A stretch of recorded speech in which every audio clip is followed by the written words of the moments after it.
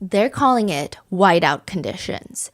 That means you get in your car, you put the windshield wipers to the max speed, and you start driving. But you still cannot see what is in front of you.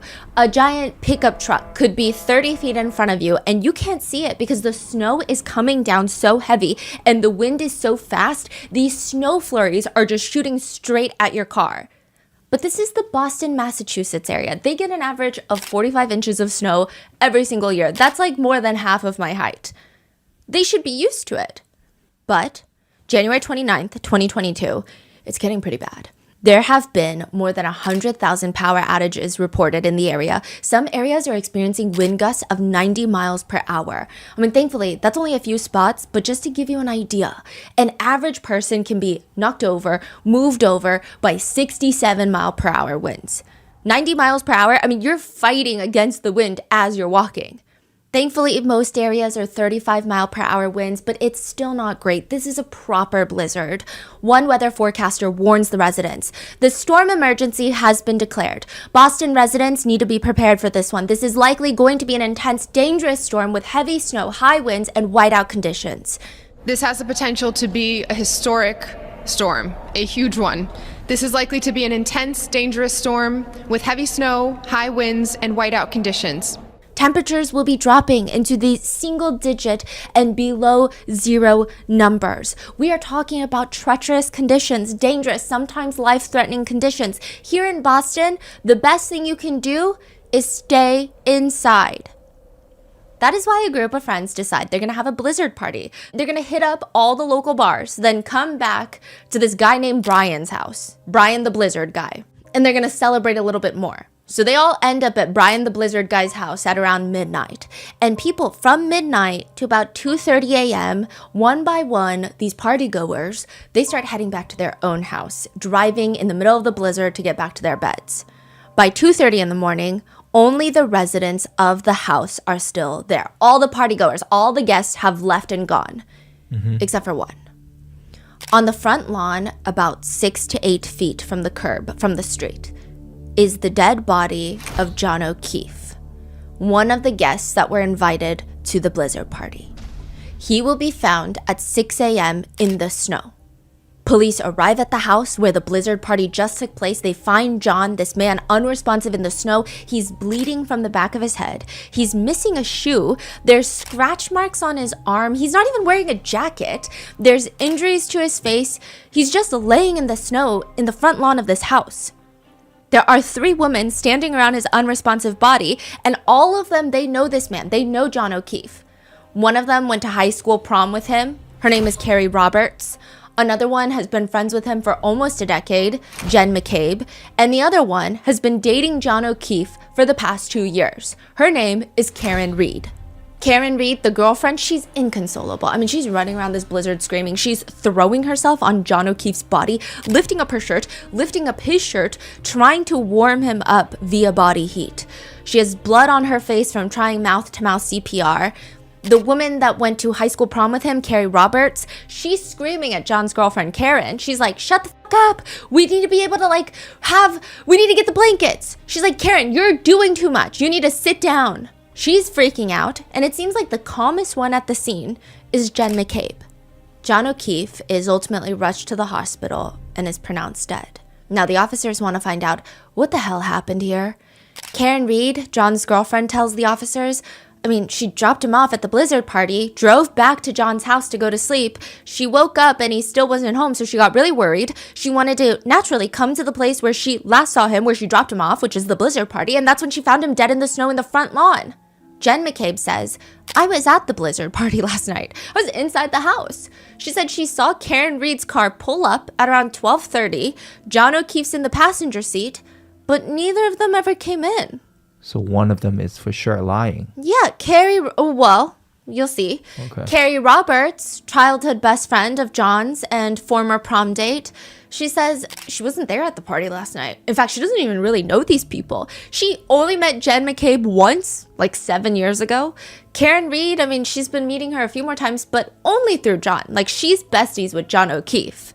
The only reason she's here is because Karen, John's girlfriend, called her an hour ago in the middle of the night at 5 a.m. screaming that John is dead. Carrie says, Karen, the girlfriend, she also mentioned a few odd things. Something about a cracked taillight. Karen also allegedly said something along the lines of, did I hit him? Did I hit him? Everyone involved in this incident has a very different story. So what happened between 12 and 6 in the morning? It seems like the people that would have the most clear answers are the people that were inside the house. But their stories just don't make sense. And they're starting to get very upset that people are accusing them of having anything to do with John O'Keefe being dead in the front lawn. They say whatever they've done to us is they've dehumanized us to the sense where we're not even real people anymore. We're almost like caricatures. We're just pawns. In an interview, they're asked, have each of you been called murderers, like actual murderers? Oh yeah, on a daily basis, and we get down, we get depressed, and it's like, but this is the town we grew up in. We didn't do anything wrong. Why should we have to go anywhere? Besides, someone else has already been arrested for the killing of their friend, John O'Keefe, his girlfriend, Karen Read. She has been arrested for intentionally hitting her boyfriend with her car in a drunken fight, leaving him for dead in the snow in the front lawn. But why does nobody believe that? Netizens don't believe it. There were 2 trials and none of the jurors believed it. They believe that Karen Read is being framed by the group of friends. Is it because every time their story is questioned, they start slipping up? Is it because none of their cell phone records really match what they're saying? Or does it have to do with the fact that every time they get up on that witness stand to testify, they start getting aggressive and they start having these collective bouts of amnesia as a friend group, where they cannot recall details that they should be able to recall? This is the case of Karen Read and why everyone thinks that she has been framed. We would also like to thank today's sponsors who have made it possible for Rotten Mango to support greater good charities. They immediately mobilized volunteer teams in Central Texas that are providing critical humanitarian aid to people and pets affected by the recent floods. This episode's partnerships have also made it possible to support Rotten Mango's growing team. We'd also like to thank you guys for your continued support as we work on our mission to be worthy advocates. As always, full show notes are available at RottenMangoPodcast.com. A few disclaimers before we get started. There are references to driving under the influence, alleged physical assault. This is going to be the first episode in a 4-part series of the Karen Read trials, which I know sometimes this series can be a lot. Please watch at your own discretion. This case also spans over 2 trials. So the first trial ended in a mistrial. However, even following all of the legal proceedings, this case is incredibly divisive. People say in the town of Canton, Massachusetts, this case is worse than politics. You do not bring it up at dinner parties. You do not bring it up in casual conversation with friends. People in high school are not talking to each other because of this case. Parents are not talking to their kids because of this case. Wow. It's very divisive, and our intention for this episode is not to sway anyone's opinion, but to present the facts of this case and the proceedings. Altogether, we went through hundreds of hours of courtroom footage, courtroom transcripts, testimonies, dash cam footage. I did my best to include both trials throughout this series, but of course, for the sake of time and clarity, many quotes and statements from testimony and or opening closing statements have been shortened, condensed, or combined. Any and all speculations, accusations, and allegations discussed are unproven and are representative of theories that you can publicly find online from numerous netizens. These are not like things that I came up with in my basement. These are discourse that's floating around in the internet. We maintain that all individuals are innocent until proven guilty in a court of law. Most importantly, I want to be very clear that John O'Keefe ultimately lost his life. Our team in no way, shape, or form are purposely trying to shift importance off of his death.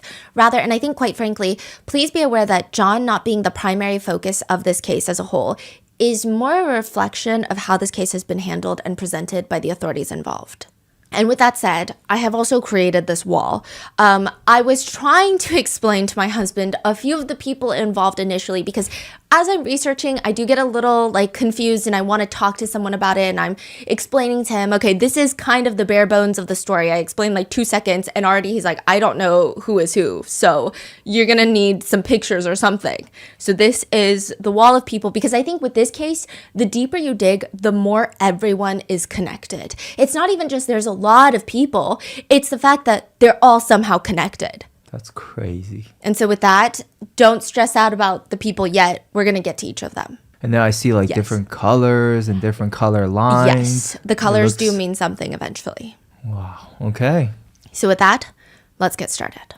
There is one case in Massachusetts that was so heinous that residents decided they want to bring the government to bring back the death penalty. They said, we don't care, we want them dead. There had been attempts before, but this one, it was practically a citizen-run campaign to get legislators to vote for the reinstatement of capital punishment by the state. That case is the murder of 10-year-old boy Jeffrey Curley. 10-year-old Jeffrey was trying to buy a bike. He doesn't have the money, but these two older men, they're like, we're gonna promise you a bike and we're gonna give you $50. Instead, they kill him, essay him, and dump his body in a Tupperware container in the river. This was the biggest case in Massachusetts at the time. This was, especially because the two killers, they don't want to go down without fighting. One of them specifically is trying to argue, yeah, I was there, but I wasn't the one that physically kidnapped, nor was I the one that physically killed the little boy. It was the other guy.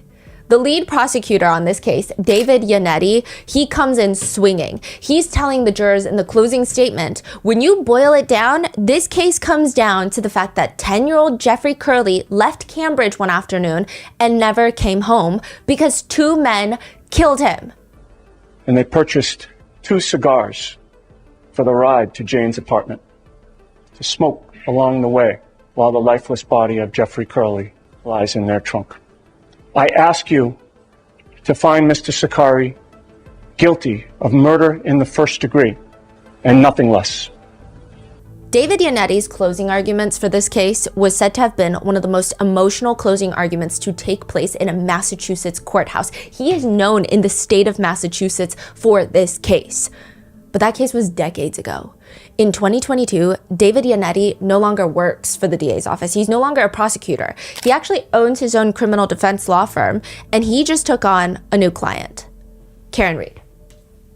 Probably not the biggest case on his desk. Woman potentially drunk driving in a blizzard, maybe hit her boyfriend with her car by accident. It's bad. It's really bad. Her boyfriend, John O'Keefe, was found dead in the snow in someone else's front lawn, but it's not a murder case. It's just a little tricky. David says at first glance, the whole thing seemed like perhaps a tragic accident until David Yannetti gets an anonymous phone call. Hello? David says the anonymous caller's voice is very gravelly. It sounds very scratchy and low. He's very vague. The man claims to have background as a Boston law enforcement officer, but he says something along the lines of, your client is innocent. Look inside 34 Fairview. Look at the people inside the house. John O'Keefe was beaten up by Brian Albert, Blizzard Brian, the homeowner, and his nephew. When John doesn't come to, Brian and a federal agent that happened to be at this party dumped John's body on the front lawn. So the house is Brian's house? Yes, Blizzard Brian. This is Brian Albert's home and his wife Nicole Albert's home.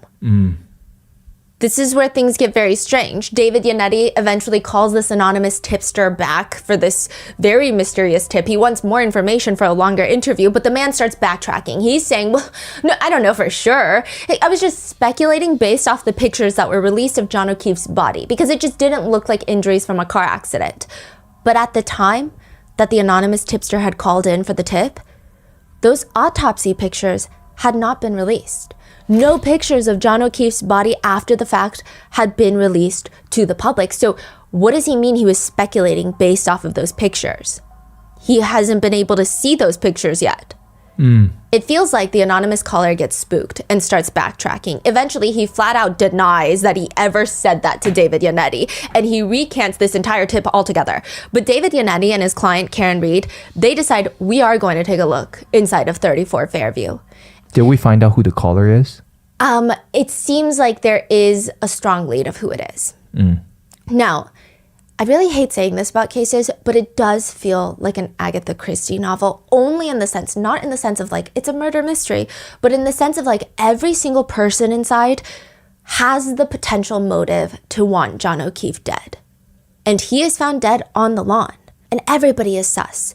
January 29th, 2022, there is a birthday party inside of 34 Fairview Road. It's not just a blizzard party. And John O'Keefe is invited to that party. By 6 a.m., he's found dead in the snow outside. And every single person, they're weird. First of all, people keep forgetting and omitting who was inside the house the night of the party. It actually takes months for people to find out exactly who was inside the house that night. People keep conveniently forgetting other people. One woman that was at the house that night starts Googling at 2 a.m. how long to die in the cold before anybody was even found in the cold. And everyone leaves this so-called party and goes back to their homes, and there's a series of suspicious phone calls between the partygoers. They're calling each other up all night. Suspicious phone calls that conveniently nobody recalls. In fact, they say, you know what, that is strange. And I don't recall those because it must have been a butt dial. You are talking about over a dozen butt dials in one night between the partygoers. Like from 2:30 to 6 a.m.? Some of them are a little bit sooner than 2:30, but it's very weird. Now, the night, you're talking about over a dozen butt dials the night that John O'Keefe was killed. What are the chances of that? Then there's the other small things, but I mean, they feel small at first, but it starts getting weirder. It's believed that John O'Keefe's body was laying out in the snow since 12:45 a.m. And yet every single person that leaves the party, leaves this house, drives past his body in the snow and does not see him in the front lawn. Where did that 12:30 come from? That body was in the snow at 12:30. We're gonna get there. Okay. Yeah, and it's debated if he was out there in the snow at 12:30, but it's just weird that nobody sees him in the snow because all the partygoers are saying, yeah, he was probably out there since Karen left because she hit him with the car. She left around 12:30, so he must have been laying out there since then. And yet none of them see him in the snow when they drive past. Then his girlfriend, Karen, she wakes up at 4 a.m. to realize that he hasn't come home. Now, one of the first places that she checks is 34 Fairview Road. She sees him lying in the snow, bleeding from the face. He looks like he's been in a fight. She starts hysterically screaming while a fire truck, ambulance, and multiple police cruisers arrive at the scene. And the homeowners, they never come outside. This is all happening. Albert. Brian Albert, Nicole Albert, they never come outside. They sleep through the whole thing, is what they say. Is it like a really big house or No. So it's like a regular neighborhood? Yeah, I mean, it's a nice house, but it's a regular residential house. That's crazy. It's not a mansion where the driveway is like 25 Yeah. feet long and you're like, oh, well, that's a different zip code up there. No, Yeah. it's your front lawn. Not only that, one of the residents inside the house is a first responder.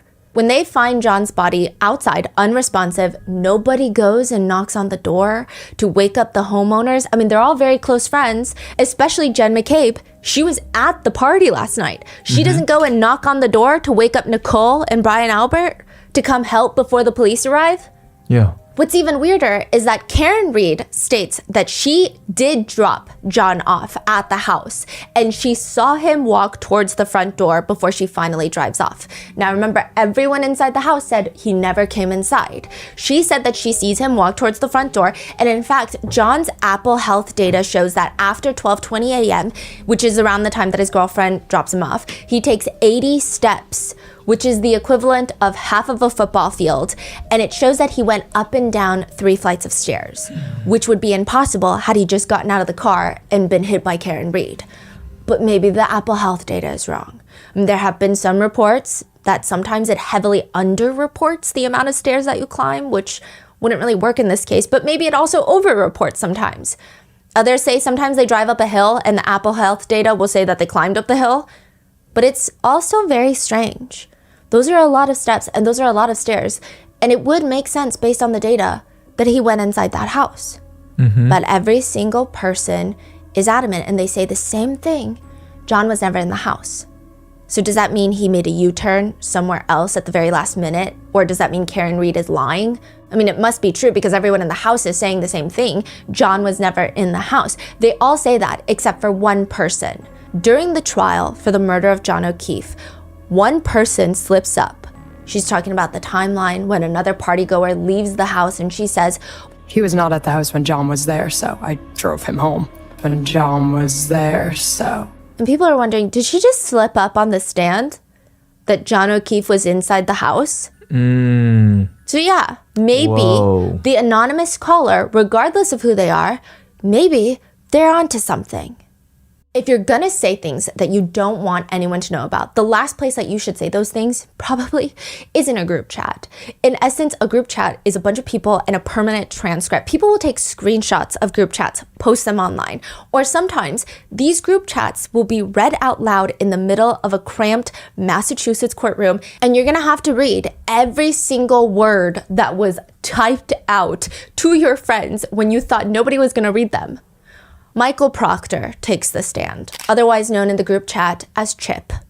Michael says he's known a lot of these group chat members since he was, in middle school, high school. I mean, these are his childhood friends. So from October 18th, 2021 to August 31st, 2022, about a year, there are 38,707 messages in this one group chat.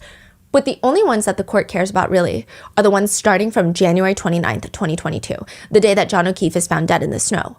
Michael, aka Chip, in the group chat gets a message from his friend. It's just a link to John O'Keefe's Facebook page. There's a quick conversation about John O'Keefe and his girlfriend Karen Reed, and he's texting in the group chat, she's a babe, like she's hot. Wait, I'm so sorry. Timeline-wise, this was after John O'Keefe was found dead? Yeah. Someone sent a Yes. link. So everyone in the town is talking about it. Oh, they're already talking Yes. about this death, and then someone sent Karen Reed's link. John O'Keefe's Facebook link, but they're talking about Karen Reed because she's the girlfriend of John O'Keefe. I see. And this man, Michael Proctor, he says about Karen Reed, she's a babe, like she's hot. Weird Fall River accent though, saying that she's got a weird accent, and also comments she's got no ass. So his whole text reads, Yes, she's a babe. Weird Fall River accent, though. No ass. and of course, eventually there will be conversation about Karen Reed being arrested for hitting her boyfriend with the car, because it's all anyone in the whole town is talking about. And later, there's a picture sent in the group chat that is Karen Reed being arrested for hitting her boyfriend, and she's being escorted into the state police barracks, and one of Michael's friends texts in the group, "Is that chick a smoke?" Is that chick a smoke? Question mark. I respond, Nutbag. She's got a leaky balloon knot. It leaks poo. I respond again, nutbag, as Chief would say. I also respond with, she's got a leaky balloon knot, leaks poo. Michael Proctor said she has a leaky balloon bag. Balloon knot, he's referencing her rectum. Yeah, and her medical condition. So she has MS. Now, on a later date, he texted in a group chat that people would find Karen Reed hot if you only, quote, If you like women who shit themselves. Michael also mentions that he's looking into Karen Reed and, quote, no nudes so far. No nude so far. Which these messages are really heinous, especially when they're read out in court. Michael Proctor's ears are turning bright red. But the problem is, Michael Proctor is not some random local incel still just rating women in the group chat that they can never date with their high school buddies. Michael Proctor is the lead investigator on the death of John O'Keefe.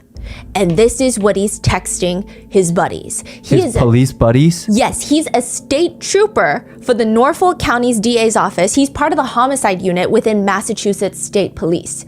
He's taking the lead on the investigation onto the death of John O'Keefe. And his main suspect is Karen Reed, where he is going through her phone after her arrest looking for nudes. He texts his buddies, quote, no nudes so far.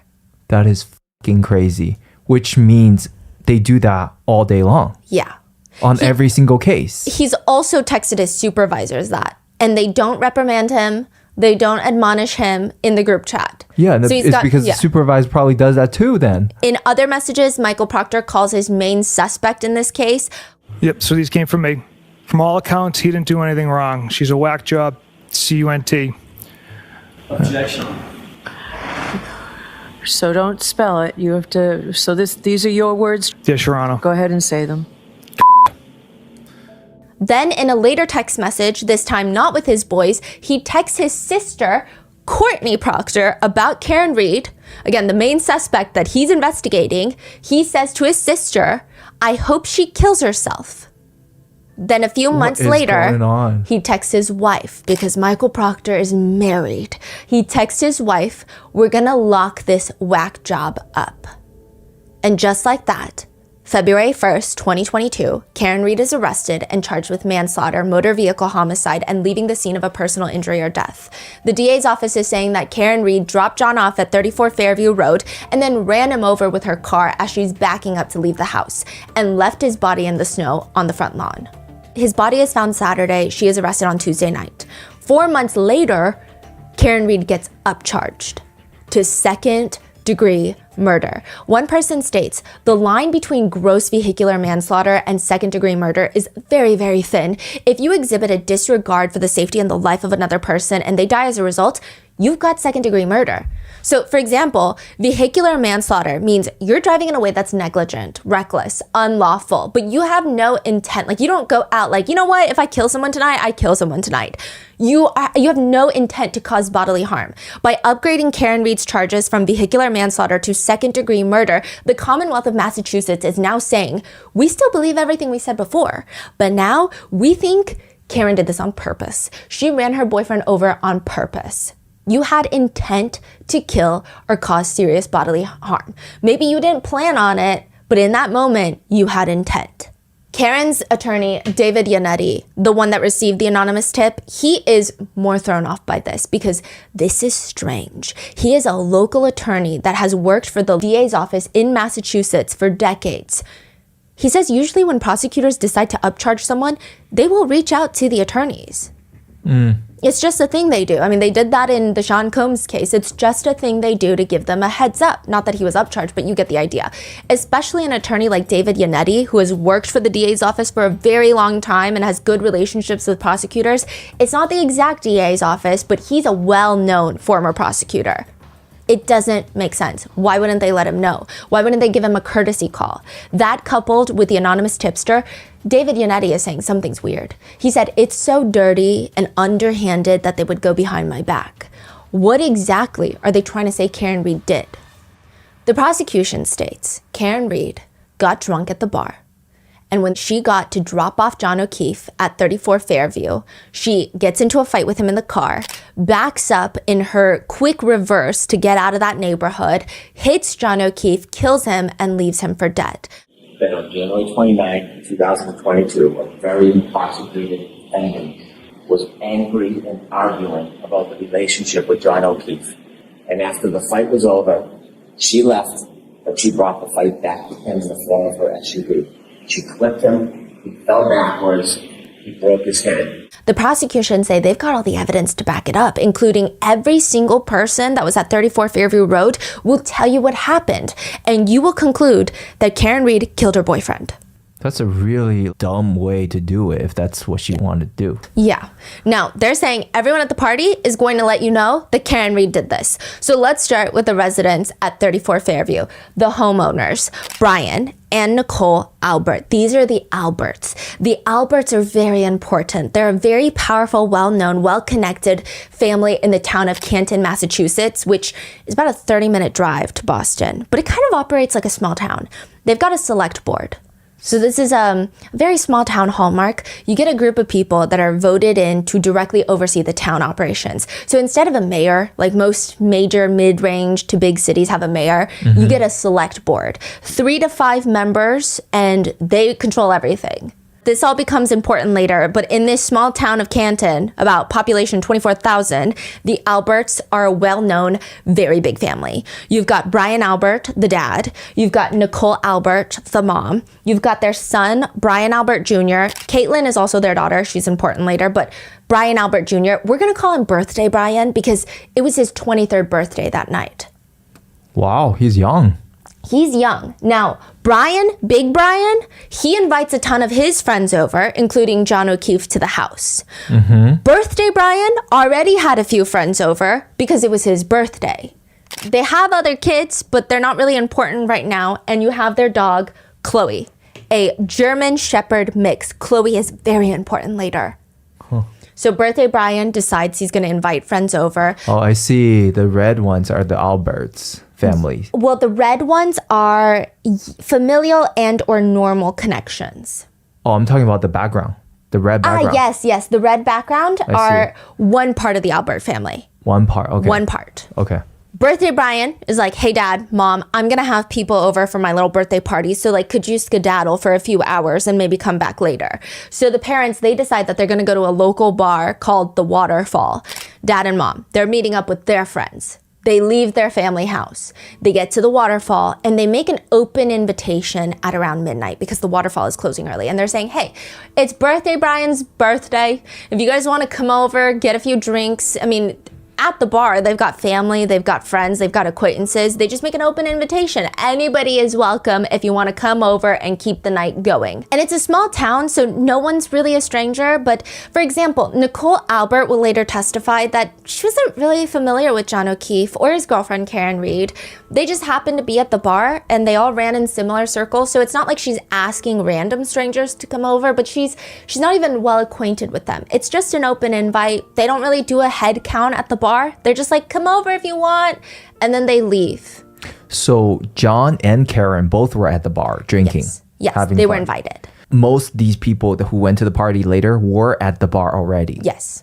Okay. Unfortunately, a lot of people are driving while under the influence. There is CCTV footage of all of them at the bar, and we're going to go into depth in later episodes. But just know the waterfall is like the last moment of peace, it seems like. One local puts it, waterfall ended, everything went to chaos. Those last few moments where everything was okay were all caught on video in this quiet little bar restaurant. They get back to the house where Birthday Brian is in the kitchen with a few of his friends.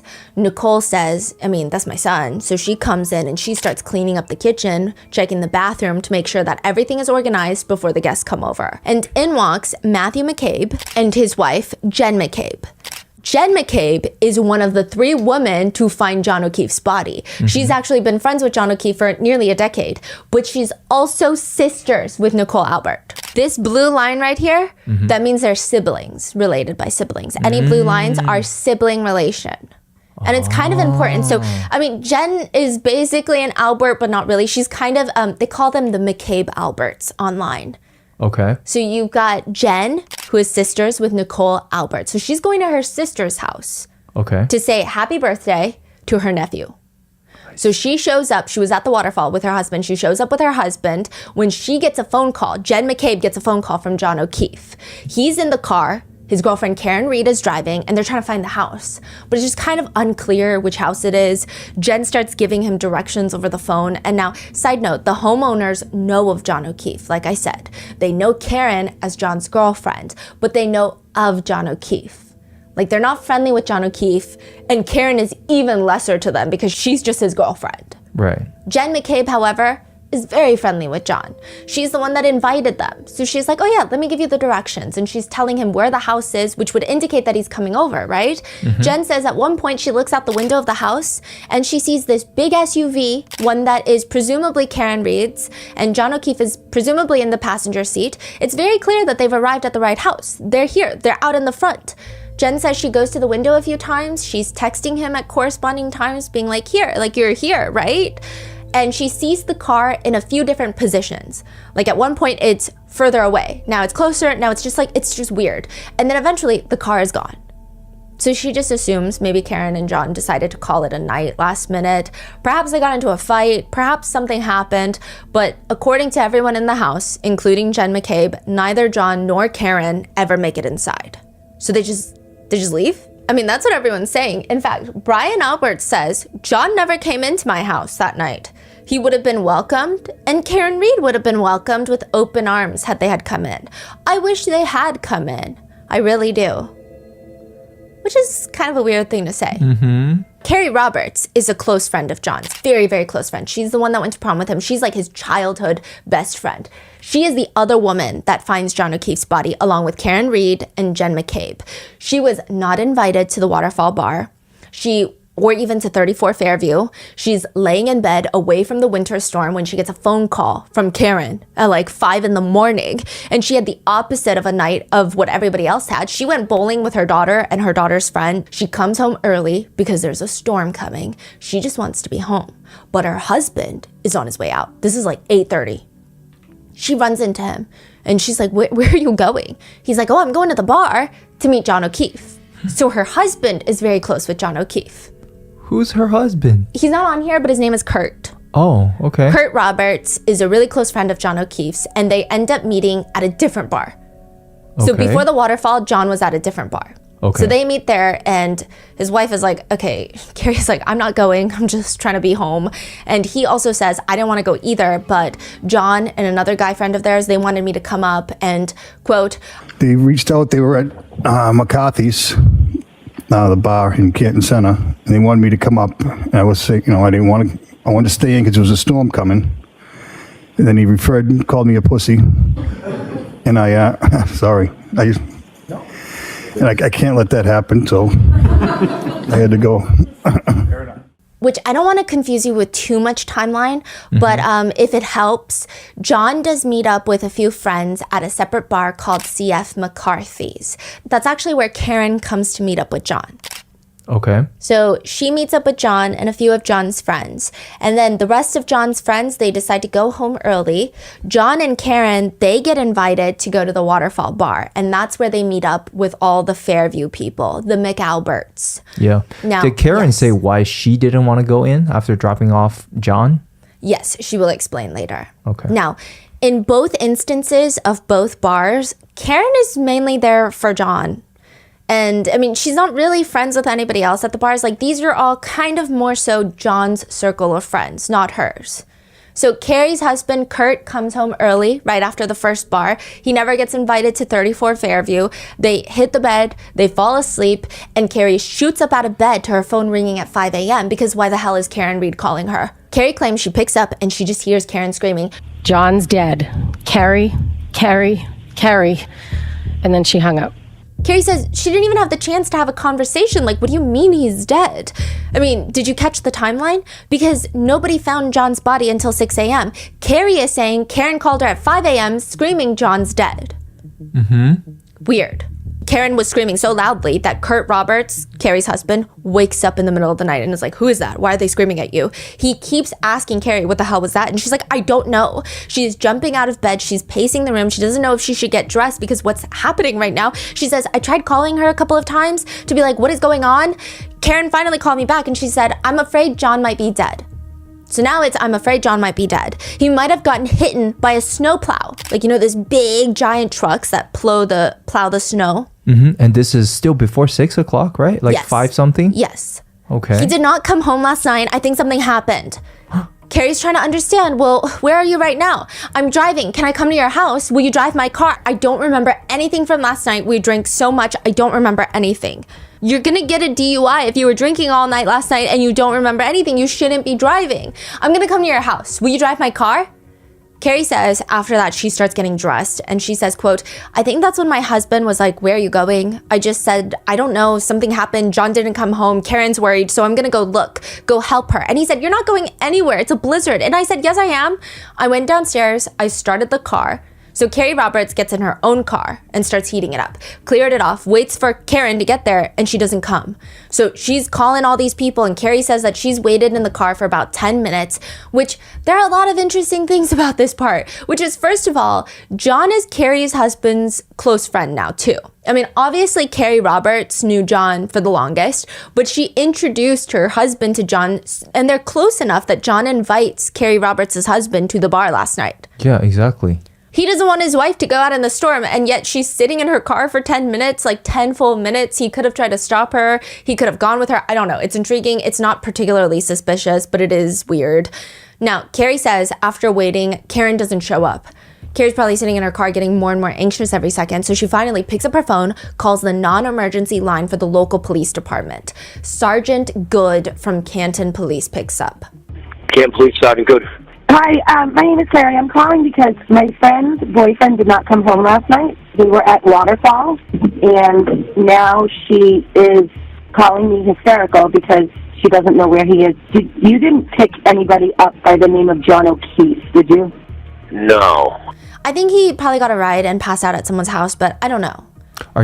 Is that the Good I'm looking at? Oh yeah, that is exactly the one you're Sean looking at. Good. Sean Good. Now, the operator tells her that he hasn't heard any news or anything of that sort. Carrie says at that point, I wasn't super worried. I mean, he didn't come home, but they were out drinking, so I assumed he's probably on someone's couch.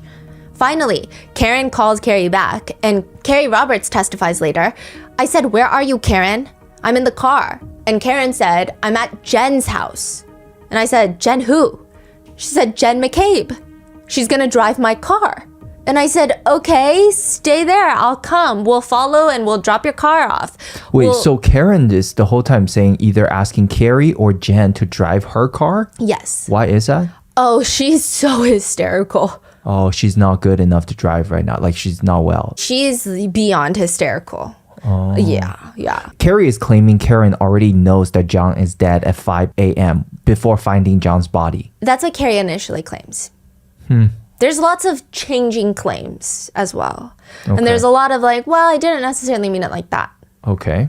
But we don't know what Karen said. And also later when Karen does call back the second time, she's like, I think he might be dead. So it could have been that she's so hysterical and she's just like freaking out. He's dead. But she doesn't know. I mean, there have been some people arguing that. There have been some people being like, no, Carrie is flat out lying about it. We don't know. We're not privy to the actual phone call. I see. So Karen is now telling Carrie that she's at Jen McCabe's house. And Carrie is telling her, okay, well, just stay there. I'm going to come to Jen McCabe's. I'll follow you. We'll drop your car off. We'll just take my car and go look for John. She says, I drove to Jen's. I pulled in the driveway behind them and I was still on speakerphone. Jen is driving. Karen's in the passenger seat and we drove. I said, do you remember? Like, look, did you go through John's house looking for John? Could he be passed out somewhere in the house? And she said, I don't know. I didn't look. So I said, let's just go do that. Let's get in 2 cars and we're going to go back to Meadows and we're going to go look inside of John's house first. He could be passed out on the couch or on the floor. Who knows? So we went back to his house. Now, as for Jen McCabe, Carrie says she's only met Jen once before. So John is their link. John knows both of them, and John had taken both of them to get Reebok sneakers. He had like a 50% discount at Reebok, so he invited Carrie Roberts and Jen McCabe to go buy sneakers with him. And Carrie says, we got the shoes, and then we went to Hillside for lunch, and that was it. I wasn't friends with Jen McCabe. Now, that was like 6-7 years ago. Interestingly enough, she does happen to know exactly where Jen McCabe lives, though, because their kids would all hang out. Or at least that's what she initially made it seem like. Later, she clarifies, I didn't know where Jen's house was. That's why I stayed on the phone with Karen. Now, people are suspicious about it, but nonetheless, Carrie says, I pull up in the driveway behind Karen's car. Karen and Jen are still in the car talking. I'm on Bluetooth. And Karen said that she remembered leaving John at the waterfall, at the bar. So Jen was at the waterfall too. And she's like, no, I literally saw you pull up to my sister's house. What are you talking about? Then at some point, the conversation ends and Karen says something along the lines of, what about my taillight? What about my taillight? Karen says she looked out the front of her windshield and she's parked behind Karen's car so she can see Karen's taillight. And the right passenger side taillight looks cracked. It's missing pieces of the taillight.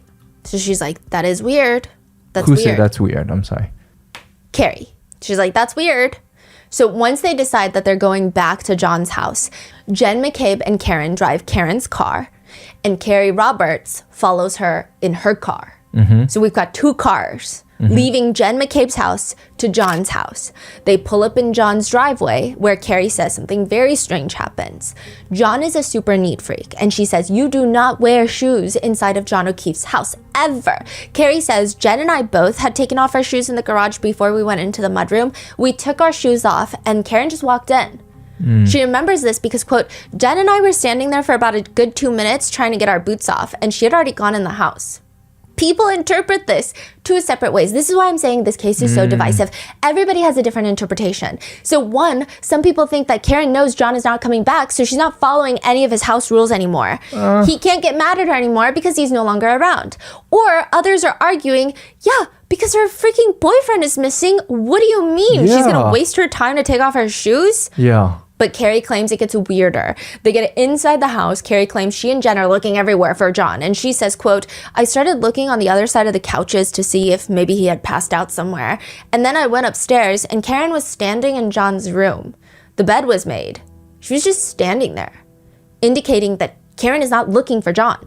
This is interpreted in two ways. Some people think, again, this is weird. She knows not to waste her energy looking for John here. She knows that John is dead. Others say, what do you mean? She doesn't get why they're searching that house. She already indicated to the two women before, Carrie and Jen, why are we going back there? I was just there. I woke up from John's house. It's not like I never went to John's house. Sure, I didn't search it, but I would have known if he came home. So Karen had fallen asleep on the couch waiting for John to come home. Yeah. So she's saying, I would have known if he had come home. Yeah. What do you mean? And that's assuming they're saying if Karen already knew John's not there, that means she's doing all of this, coming to these two women, putting on a show. Then she would have put on a better show if she's acting like... She would have searched. Yeah, she will search, she will act, she will do all of that, but no. But she's just like standing, and we don't even know if this actually happened. Maybe she was searching, maybe not. Right.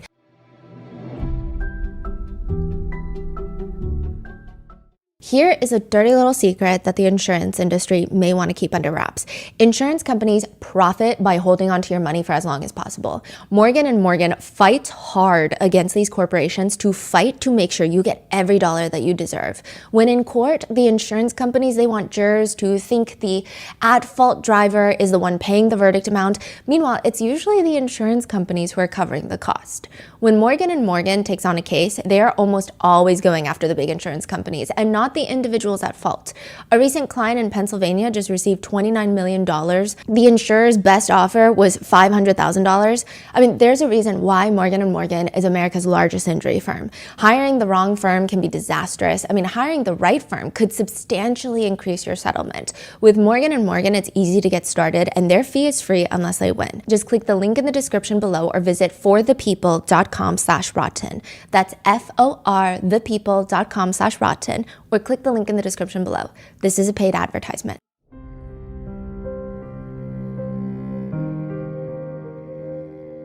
It was supposed to be a vacation of a lifetime, a Caribbean cruise with family, a chance to relax and reset.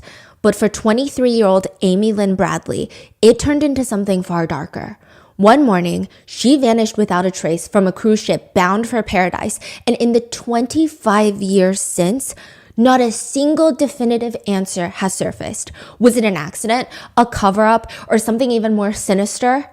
On March 23rd, 1998, 23-year-old Amy Lynn Bradley disappeared without a trace. 25 years later, the case is as much of a mystery as ever, with numerous tips, alleged sightings, and leads that point in all different directions. With renewed attention and investigative efforts, Amy's family hopes that the momentum will lead us to whatever sinister underbelly Amy has fallen into and bring her home. Could it have been the cruise employee that she was seen talking to? What about all the reported sightings? Could the Navy man in a brothel know the truth? Amy Bradley is Missing is now playing only on Netflix.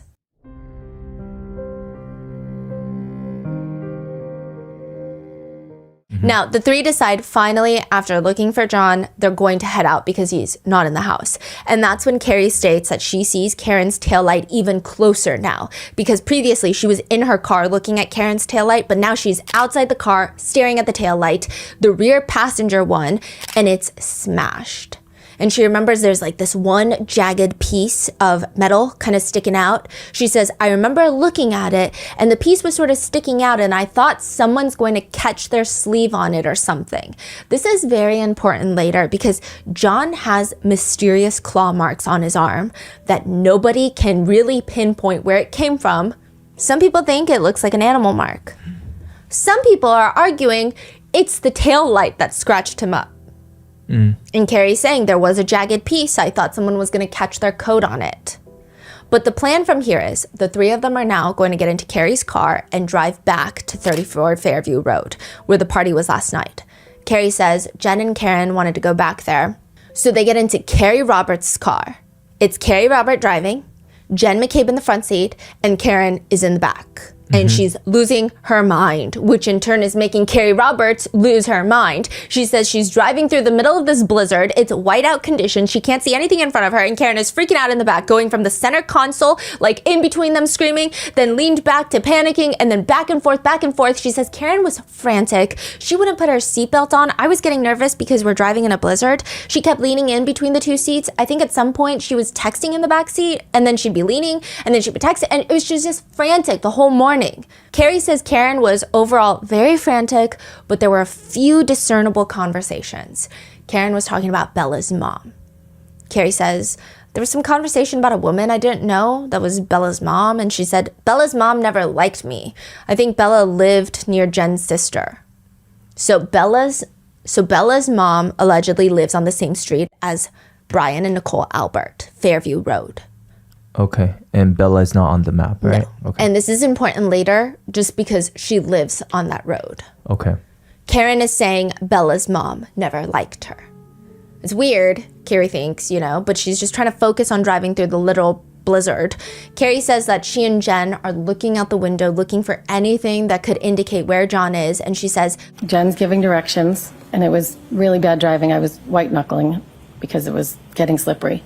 Karen wouldn't put on her seatbelt. And Jen was telling me where her sister's house was. I said, I don't know where Fairview is. And she said, it's near Spring Lane. And I said, oh, where the dance instructor lived? John had once dated a dance instructor. And then Karen said, do you think he could have gone there? Do you think that's where he could have been? No, I was saying I was just using it as a reference point. She said it's near Spring Lane. And I knew that the dance instructor lived on Spring Lane. That's it. So Carrie's trying to... Carrie is kind of inferring to the jurors that Karen is a very jealous woman. But what we're getting from this is that on Fairview Road, there are two people that are interesting. Bella's mom, who John allegedly dated before, and the dance instructor. Oh, Bella's mom also dated John O'Keefe. Yes. And also a dance instructor. Yeah. Okay. And Carrie is like, well, he dated the dance instructor like 10 years ago. She thought it was so strange that Karen was like hung up on this, but she keeps driving. And she says, we're looking for John walking or wherever he may be. So I'm driving, I'm looking at both sides. And I think Jen was looking at both sides and Karen was. She would have been in the back seat. And sometimes she was in between us and then backseat again. I told her to shut up several times because I was trying to drive. I couldn't concentrate. I told her to sit back and buckle up because it was bad driving. I didn't want to get into an accident and her not have a seatbelt on. It was like you couldn't control her, and I was trying to drive in a blizzard. They start pulling down the hill on Fairview Road. Carrie says, quote, Jen said, my sister's house is right up there. And all of a sudden, Karen said, there he is, let me the fuck out of this car, and started kicking the door. She's apparently kicking the door. I mean, she wanted to get out of the car, but it was locked because once you start driving, the back doors are locked. So I pulled over, I looked over, and I didn't see anything. I looked at Jen and I said, she's crazy. And then I turned around and watched, and she ran over to a mound of snow. Carrie says the minute Karen gets out of the car, she's booked it to this mound of snow. Carrie is just parked in the middle of the road watching. She says at some point she realizes that this mound of snow is in the shape of a body. Carrie says Karen lifts up her shirt, starts laying on John O'Keefe or the body. When you say amount of snow, is he covered by the snow or is he just kind of hidden behind the snow? Okay, that is also heavily debated in this case. Carrie is indicating he is covered in like 4 to 6 inches of snow. Right. A lot of people have testified and put in anecdotal evidence online that there really wasn't that much snow that could have piled on top of John. And even if he had passed away sooner, a lot of your body retains body heat. So snow will actually melt quicker when it touches you. So it won't pile as quickly on top of your body. And so they're saying that she runs to this mound of snow that they didn't know because it was just snow. But I will say that John is a 200-pound man. It just seems unlikely that he would have been fully covered in snow. I feel like something must have been peeking out, and he was wearing darker colored clothing. But you could also argue against Karen that it's really dark outside, and you can't really see that well. So both sides have their arguments. Now, by this point, it is near blizzard conditions. It's cold. It's less than 32 degrees. There is about 3.9 inches of snow that should have accumulated in Boston. But that's, again, in Boston area. That it's different depending on where you are. It's different upon a lot of things. And John's body would have been potentially warmer. Yeah. Carrie and Jen, they're in the car and they both state that they have no idea how Karen saw John's body laying in the snow. No clue. They didn't see anything until Karen was like, let me out, and she jumped out the car. Now, the lawn of 34 Fairview is quite spacious, but I would hardly call it a mansion or like an estate. The driveway is a normal length, meaning the lawn is not that long, it's not that deep. The edge of the curb, in the house, it's not that far of a distance. This is not like a Jeff Bezos residence. It's a very nice family home, but the property is a little wide. And at the edge of the property line is this flagpole with the American flag and a fire extinguisher and like an electrical box. There's no light illuminating this area. There's no like street light right above this section of the lawn. There's no light on the flagpole. There's no star and moon shining to illuminate the whole space. It's just a frame of reference, and that is where John's body is found. But what's interesting for later, this is like later episodes, but if you like more information, the Albert's bedroom, the primary bedroom, faces that side of the house.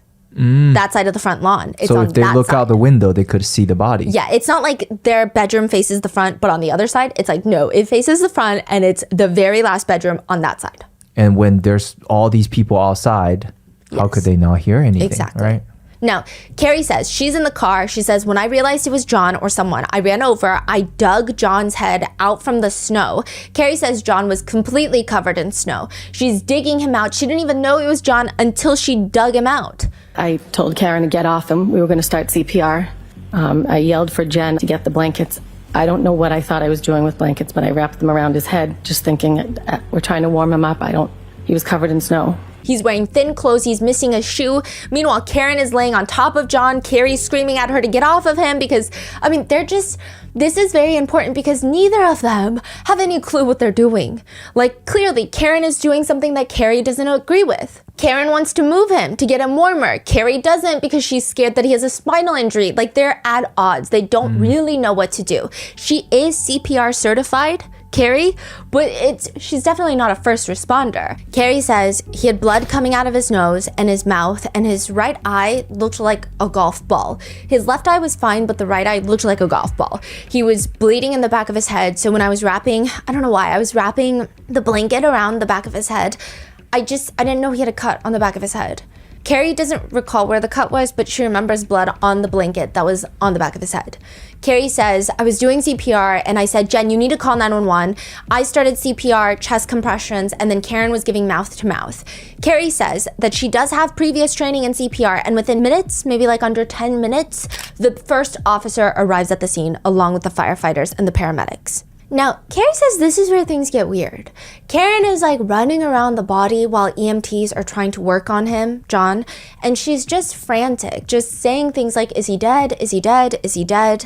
Eventually, the paramedics place John on a stretcher, bring him in the ambulance, and Carrie looks down at where John's body was, and there's blood, there's droplets of blood in the snow, as well as his phone. Eventually, John is escorted to the hospital, and she says, at some point, Officer Good, he shows up. At some point, he shows up. Yes, after John's body is already in the ambulance, Sean Good, Officer Good, shows up and he tells Karen to calm down because she was frantic. And at some point, Jen and Karen are placed in the back of a police cruiser to warm up. Carrie says, I was standing outside the car watching the ambulance. I could see through the ambulance that they're moving things and working on John's body. And Carrie turns and tells Karen, because maybe she doesn't want Karen to freak out and be more frantic, she says, I said, they're working on him. And at one point, she grabbed the front of my shirt and said, are they working on him? And I said, yes, they're working on him. I can see tubes moving. I can see them moving. If he was dead, they wouldn't be working on him. And then she said, let's hold hands and pray. Who said that? Carrie is saying that Karen is like, let's pray. And then at some point, she's got blood on her hands. Karen has blood on her hands. And Carrie is saying, Karen told us that it was her period blood. What? Carrie's like, I think she was just in a state of shock, maybe. So she's like, Jen McCabe looks at Karen and is like, no, that's not your blood. So this is it. Some people interpret this as something more sinister, but like Carrie said, I do think that if Karen did say that, she's probably in a state of shock. And even Carrie admits that she had John's blood in her hands as well. So it's not like the most weird thing ever. Eventually, the ambulance drives off to the hospital with John. Jen McCabe finally goes inside her sister's house. They had been in the front lawn this entire time. Nobody had come out. She goes inside. Carrie is in the car with Karen, and Carrie is calling out to John's parents because she's known him since they were kids. So she's the closest to his parents. She's calling Mr. and Mrs. O'Keefe, telling them that something happened to John. And at that point, Karen, the girlfriend, she starts calling her potential like sister-in-law. Okay, to make it a little more simple, John O'Keefe has a brother named Paul. Paul is married to a woman named Erin. So it's actually John O'Keefe's sister-in-law. Yeah. Karen is on the phone with Erin, and she is allegedly, according to Carrie Roberts, telling John's sister-in-law that John is dead. But again, nobody knows that. He's just been rushed to the hospital. We don't know that he's dead. He hasn't been pronounced dead. And so Carrie says, I grabbed the phone from her and I said, he's not dead. He's in the back of an ambulance. He's been in an accident. And she said that Paul, John's brother, was going to go to the hospital and they were going to all meet there. But she says, you know, she keeps kind of inferring that Karen kept telling everybody that John is dead when he's not dead. Carrie's story is like almost casting suspicion on Karen, on everything Karen does. Her final version of events, because her first few version of events, a lot of stuff is not mentioned. And I'm going to go through it. But this is like her final version of events that she testifies to in trial 2. And she's finally like, yeah, this is what's happened. And everything is like, that's sus, that's weird. I don't know why Karen did that, said that, act that way. Yeah. Eventually, John is declared dead at the hospital, and they all start going through to discuss what happened the night before at the waterfall. All of them except for Karen. Karen is not invited to these conversations. So a few of the party goers, they all get together and they start talking about, wait, what happened last night? What happened last night? A few of the party goers remember they did recall seeing John and Karen walk into the waterfall bar with a cocktail glass from another bar. So they're just like, she was very drunk. They were being weird. You know, Karen had showed them. She thought it was funny that she brought over a cocktail glass from the other bar because you're not supposed to do that. But Jen says, you know, there was something else. Karen had shared a little bit of frustration because that morning, Karen is telling Jen, that morning, Karen and John had got into a fight. Jen recalls during the conversation with John, her last supposed conversation with John, while he's asking for directions to the house, to 34 Fairview, she said something along the lines of, go past Bella's house, her street, it's at the bottom of the hill. Kind of indicating, maybe, inferring, maybe he had put it on speakerphone. And she was like, go past Bella's house. And Karen just like flipped a switch and just blew up because it's on the same street as this woman you used to date. And maybe she flew into a rage and that's why they didn't come in for the party. And that is maybe why he's laying in the cold snow and he was dead. They also share very different stories about what Karen said to them when she called them to wake them up from their sleep. Remember, Carrie said that Karen was screaming that John is dead, and that she was hysterical, which Jen is like, well, no, she told me something else. She told me that she left John at the waterfall bar when she was on the phone with me. And I told her, no, you didn't, because I saw you pull up to my sister's house. But the alarming part of all these conversations is, well, the fact that they're having these conversations. Because technically they're all witnesses, they shouldn't be having these conversations. But the more alarming part is, as they're talking throughout the weeks, they start calling the investigators on this case, adding more to their versions of what happened that night. Now they're talking to each other through phone call, text message, meeting up. But I think it's just interesting because I understand if you're calling back the investigators with these really small random details where you're like, hey, I didn't even think this was important, but I just remembered in the car, in the back seat, I had a bottle of Gatorade that was left open. Like, it's like, maybe it could be connected, maybe it's not, I don't know. Yeah. Like, those are typically the things that you would call back with. But Carrie starts calling back with really important information. Like, she does not initially tell the investigators that when Karen first called her at 5 a.m, she said, John is dead, John is dead. Like, that's very important, right? You would think that's the most important thing. She doesn't tell them until later. And so Carrie, her explanation for that is, well, Jen and I were re-going through everything that happened. And Mrs. O'Keefe, John's mom, had advised us to make a timeline. She said this could be a while. You guys aren't going to remember something years from now. So sit down, write down what you remember. And I, at that point, you know, when she first called and we were going through it, Jen was like, oh yeah, remember? You said that Karen said that he was dead. I don't think you've told the investigators that. So Michael Proctor calls. Or either Michael Proctor was already on the phone with Jen. She doesn't recall that. I don't even know. And I said, oh, could I speak to Michael Proctor? So then I told him so that somebody could document it. So it's just weird. How do you not remember to tell him that? That's the opening of how you even get involved. In fact, one of the interviews that both Jen McCabe and Carrie Roberts had was at Jen's house while they were together. So the investigators come to talk to both of them, two witnesses that should be interviewed separately, and they're both just at Jen's house, quote, making a timeline. I think I was at Jen's house. We were making a timeline together when two law enforcement showed up to question her. But I happened to be there, so they took us in separate rooms and questioned both of us. Does that not sound like an overly complicated way of saying we were getting our story straight? Because that's what a lot of people think online. Now, all of John's family and friends believe that Karen Read did in fact kill John O'Keefe. John's brother, Paul, states that prior to all of this, he actually had a really good relationship with Karen, which made everything so much worse. He testifies, thought we had a good relationship. I held her in very high regard. I thought she was a good influence on my niece and nephew. Now, this is very important, and we're going to go over it in the next part, but John and Paul O'Keefe had another sibling. Mm-hmm. She passed away. And then her husband passed away. And so she left behind a daughter and a son. Mm-hmm. Well, do you know what happened? Was it? She had cancer. And then a few months later, her husband died of a heart attack. Wow. And it was it was just a family tragedy. And now there is a niece and a nephew who need parents. But Paul O'Keefe and Aaron O'Keefe, the brother-in-law and brother and sister-in-law, they already had kids. So it was a lot to take on. So John O'Keefe, single man, no kids, decides he's going to step up to the plate. He's going to take in his niece and nephew, and he's going to raise them by himself. Really? Yeah. So they live together? Yeah, and that's why he's so close with Jen, because his niece and Jen's daughter are close friends. Okay. And then Carrie Roberts was already close friends with John O'Keefe, but her son and his nephew that he took in are close. So they I see. start So helping raise Carrie, the kids. John, and Jennifer, they're super close Through the kids. Through the kids. Yes. So they're all like the parenting group. Yeah, so they we'll do pickups, drop-offs, they'll do the games together. So that's how they maintain close. But because she's close with the nephew, she's close with the niece, they don't really overlap as often. Okay. Oh, and Karen helps take care of the kids. So she works from home. Yeah. So she'll go to John's house and just watch the kids while he's at work.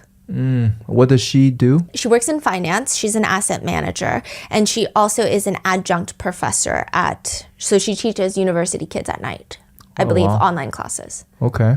So she'll go to his house and just watch the kids, make them food. How old are the kids, estimate? 16 and 13, I believe, when it happened. Now, most people who are very close with John say they felt very disappointed because it was very clear to them that Karen had hit John O'Keefe with her car. And they felt like she had flown into a drunken rage. Why do they think that? Well, after John is left dead, Karen drives off, and before his body is found, so in the span of 3 to 5 hours, Karen calls John 52 times, and she leaves him 8 voicemails. First one is at 12:37 p.m., presumably when she drives off without John in the car. And she is screaming in the voicemail, "John, I fucking hate you." 12:42 a.m., she sends another one, but it's just background noise, so it might have been a true butt dial. Then 1:02 a.m., a voicemail with more background noise. Then 1:11 a.m. Yeah, it's 1 in the morning. I'm with your fucking niece. So she had gone back to John's house because the niece is alone. The nephew is at a sleepover. John's niece is alone in the house. Yep. She says, yeah, it's 1 in the morning. I'm with your fucking niece and nephew. The nephew's not in the house. You fucking pervert. You're a fucking pervert. Yeah, it's 1 in the morning. I'm with your niece and nephew. You pervert. You're a pervert. Then at 1:18 a.m., she leaves another voicemail. John, I'm going home. I cannot babysit your niece. I need to go home. You are fucking using me right now. You're fucking another girl while you're sleeping next to me. You're a fucking loser. F yourself. You are using me right now. You're another girl. Kim's sleeping next to me. You're a loser. Yourself.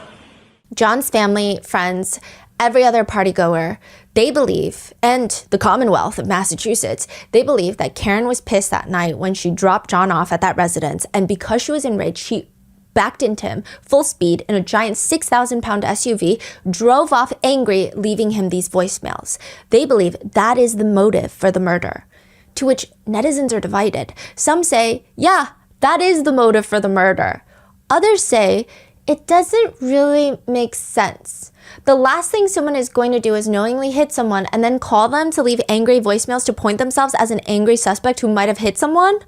Another person agrees, saying, if it had been a fake voicemail, it would sound like, hi, it's me. It's 1 a.m. wondering where you are. I'm so worried. Love you. Call me. Yeah. Not, who are you f***ing right now, you pervert? Yeah. That's what netizens are saying. That almost definitely removes the planning part. Yeah, it just doesn't make sense that she would leave those voicemails afterwards. Yeah, no. And there are lots of theories of why she left those voicemails. I mean, surface theory is that she was mad because this is the same street that some of these women live on, but there's actually a weirder theory that we're going to go in part 2. Now, Karen's version of that night, she is adamant. She says, quote, I did not kill John O'Keefe. I've never harmed a hair on John O'Keefe's head. She says, the narrative became that I became enraged and decided to nail him in the snow. She says it's basically ridiculous. Karen says, we get to the house. It didn't look like it was busting at the seams with people. So she's saying after Waterfall Bar, they get to 34 Fairview. They've never been to this house. John's never been to this house. And it looks like it's dead inside. So she's like, hello, is this the right house? And are we welcome? Like, are you sure we were invited at the bar? Because maybe Karen's like, these two people didn't invite us. So are you sure we're welcome here? Like, I don't want to walk into, and like my stomach hurts. I don't really want to go. And so she says, I'm still on the street. She's parked on the street. She's like, John, can you just run in there? And like, can you just make sure we're welcome and make sure it's the right house? And like, this is somewhere we want to be. He said, yeah, I'll be right back. He got out of the car. I see him go to the door and start to cross the threshold. And I looked at my phone, and in a matter of seconds, I look up and he's not there anymore. So she's indicating he went into the house. And then I wait for him to reemerge, which I assumed was going to be in moments, or that he'd yell from me from the front door, like, it's good, come on in. But he didn't come back. And it started to piss me off because 1, I really didn't want to be there. And 2, I had to go to the bathroom. So she has medical conditions that require her to use the restroom at certain times. She's like, so I leave. She says she's slow rolling it. He's still not coming out. And yeah, she leaves those voicemails in a fit of rage because it's like, the way she's explaining it is she felt used. Like, he called her to the first bar, kind of should be like a DD, like designated driver, maybe help take care of the kid. Like, she said it was just annoying. They had fought that morning, and the reason that they fought, people make it seem very ominous and suspicious. It's because Karen had taken her niece to Dunkin' Donuts for breakfast. And John was very upset that she gets to be the good parent, and he always has to be the bad parent. He's like the disciplinarian, but it's not even her kids. So I think that she felt very unfair by this whole fight. And then now she's called out to the bar. She's just like driving him from bar to bar and now to this house. And he's not even courteous enough to like come out immediately and let her know that, hey, you can come in, like, we're gonna stay. Or maybe she's upset that he didn't ask her. I don't know, okay? But she's just upset, and she leaves these very angry voicemails. And she says she goes to John's house because the niece can't be there alone. And she's getting more mad because now she's like a babysitter. And maybe she did think that he's going to Bella's mom's house. And so she's mad, she's leaving these voicemails, she falls asleep on the couch waiting for him to come home, and presumably, I imagine if he walked through that front door, she would have like exploded and had another fight. I'm not gonna say that their relationship was not toxic. It seemed toxic, but at no point did anyone report any violence or anything that was abnormally toxic. I don't even know if toxic is the right word. I think they had their sensitive spots for fights. Some people think that Karen is just a crazy girlfriend, but she's not a killer. So people have varying degrees of how they feel about Karen. She says she falls asleep, wakes up, he's not home, and she starts, quote, I was worried that he might have gotten hit by a plow. That was my first thought. It's the only explanation I could think of for why John just disappeared into thin air. And she says that she remembers dropping John off at the house, but if Jennifer McCabe is telling her that he never went in the house, then he's got to be somewhere else. She says... Wait, so she called at 1:18, right? Yes. Left that angry voicemail, and then she went to sleep. She fell asleep somewhere around that time. Okay. And then she continues calling after she wakes up. You say she called him 54 times. Yeah, so she calls him, leaves these voicemails, calls, falls asleep, wakes up, he's nowhere to be found, so she's blowing up his phone. Again. Yeah, and now these voicemails there's not many voicemails. I think there's one where she's like, John, but it sounds like she's genuinely searching for him. Karen is freaking out. She's thinking snowplow. The next thought she's thinking, maybe he tried to walk back to the bars because he was so drunk and try to meet up with new friends. I don't know. And so then she's like, no, that doesn't make sense. And then she's like, well, I saw him go near the front door. Maybe I dropped him off at the wrong house and the homeowners thought it was like an intruder or something happened. And she just starts freaking out. Eventually, she calls Jen to get it together. She calls Carrie, and they're going to go on this search. They search John's house. They drive the streets near the bars. Then they go back to 34 Fairview, where Karen allegedly, suspiciously, according to Carrie and Jen, find John's body where no one else can see him in the snow. Which I will say, I don't know if her being able to spot John's body on the lawn is the strangest thing to me. Because personally, I feel like when I am adamant on looking for something, I'm a little more keen to that than maybe other people are. I don't know, because I think it's very subjective. Like, some people just cannot find Where's Waldo. Like, some people cannot find even a jar of pickles in the fridge, right? It's kind of subjective. Yeah. And we don't really have the exact evidence to say, oh, he was completely covered in snow in pitch black darkness. Mm-hmm. And if you're looking out the window and you know this is the last place you saw him, you might be more attentive to details. I don't know. Yeah. It's hard and to say. Snow is a lot brighter than you think, though. Yeah, because the light radiates off so the white. snow. Yeah, that's why when you go snowboarding, you got to wear those really thick sunglasses. So perhaps there's some street light or even the car light, and he's wearing darker clothing. It could have been that, but she finds him in the snow. She says, quote, my eyes are peeled. And I said, he's right fucking there. I jumped out the passenger side and I fell into the street. I've described to many people, it looked like a buffalo on a prairie. It just looked like a heap and it looked wrong. It looked out of place. So she's saying like, it didn't look like, hey, there's John in the snow. It just looked like something is there that is not supposed to be there. And she's like, that's gotta be John. Yeah, like like she might have thought that he stumbled over drunk. Yeah. And she's like, I gotta go. It looked out of place. In another interview, she said, we turned the corner. I saw his body immediately because it was just a heap. I couldn't see his face or his hair, but I just knew because he's a big guy. His eyes were shut. So this is after she gets to his body. His eyes were shut. He had spots of blood in different areas on his face, but he was not stiff. He was still. It was cold. I felt cold, but I didn't feel dangerously cold, and it was just an odd feeling. So she starts trying to warm him up. Karen is asked in a Dateline interview, was he alive? He seemed like he could be. I'm only out there for a minute or two, and then Carrie runs over, and then Carrie and I take turns between mouth-to-mouth resuscitation and chest compressions. Karen says she left those voicemails because she knew that John had dated another woman that lived a few houses down, so maybe he was going to go meet with her or something. And she says, I thought he's got to be screwing around. I didn't know that he was physically incapacitated. Karen is asked, is it possible that you might have hit him unwittingly in your admittedly very large SUV? She drives a Lexus SUV. It's huge.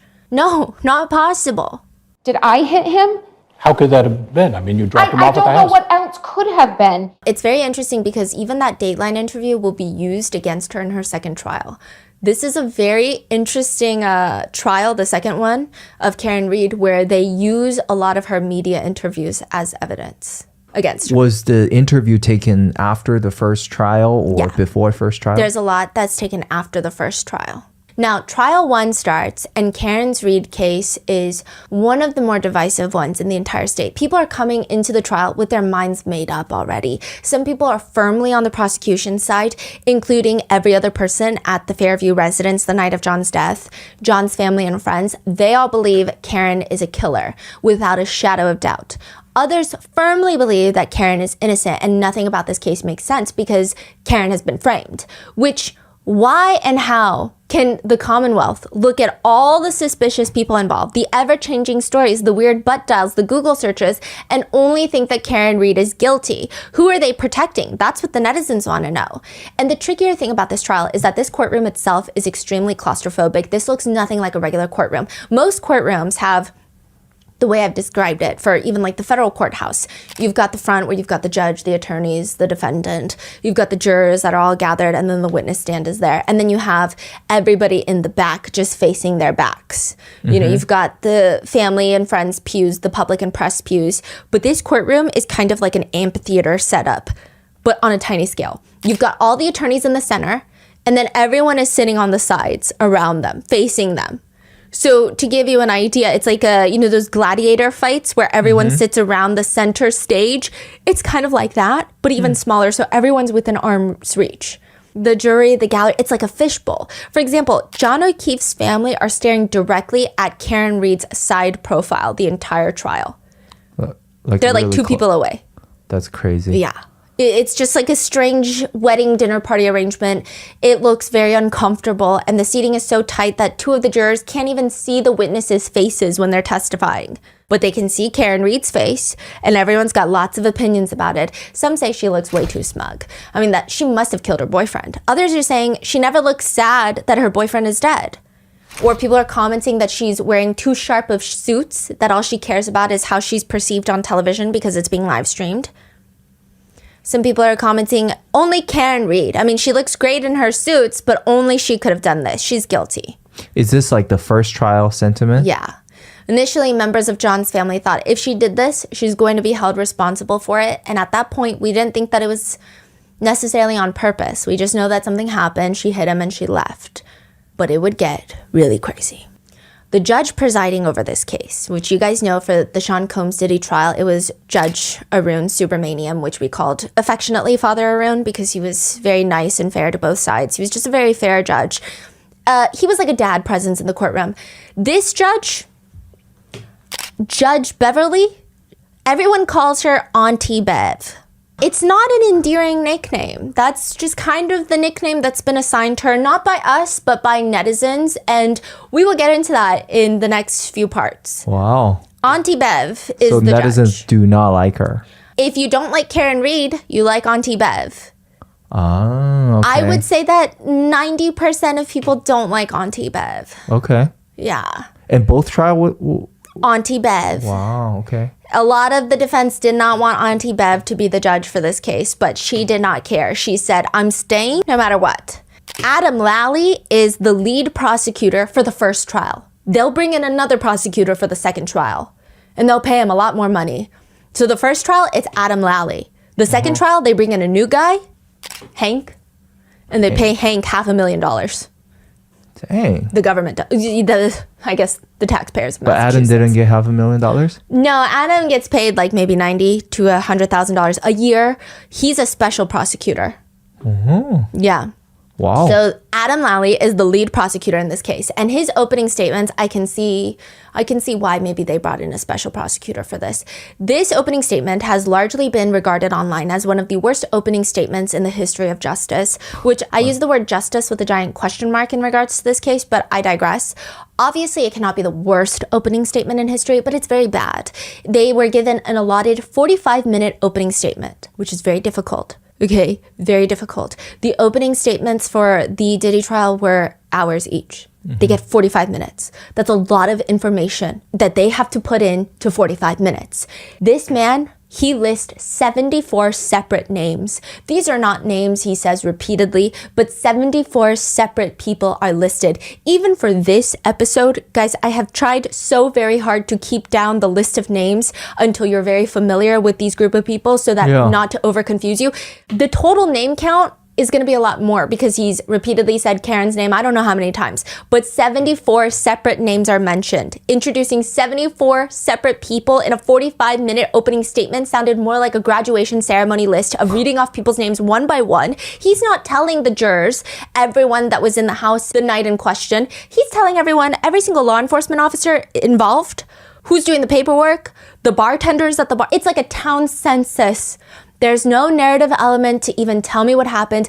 If the jurors were picked correctly, they should have no clue what's going on in this case. This opening statement would have only made them more confused. We extensively researched this case, and his opening statement still to this day confuses me. It makes me feel like I don't know anything about this case. He starts, John O'Keefe grew up in Braintree. He was 46 years old when he passed. He was the son of John O'Keefe Jr. and Margaret, or Peggy O'Keefe. He was a brother to Paul O'Keefe and his sister Kristen Furbush.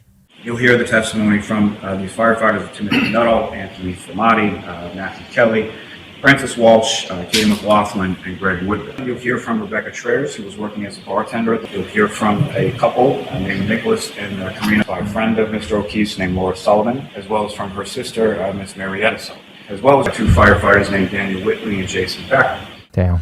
Okay. I will say the emotional part was the fact that John's niece was 14 when he passed away and his nephew was 11, and this would be the third guardian that they lose in the span of a few years because their mother passed, their father passed, and then John took them in, and then John passed. Yeah, yeah. And So- where are they now? I believe Paul O'Keefe has taken them in. The dad? No, the brother. The other brother. Okay.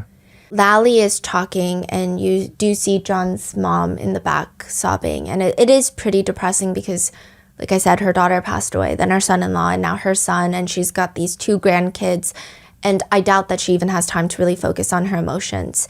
So that part is a lot, but everything else, this opening statement, I just need you to know it was very bad. One of the top comments on the live stream is just, he sounds like he's very bored to be here. He's got like 50 pages left. How is this all in 2 pages? Someone says, if I ever get prosecuted for a crime, I sure hope this is my prosecutor. Others are not even focused on Lally. They say John's parents are sitting right there and Karen looks cool as a cucumber. And everyone is just holding their breath for the defense team's opening statements. And Karen Reed has a very interesting defense team. First, she has David Yannetti, the attorney that we've been talking about, a local attorney.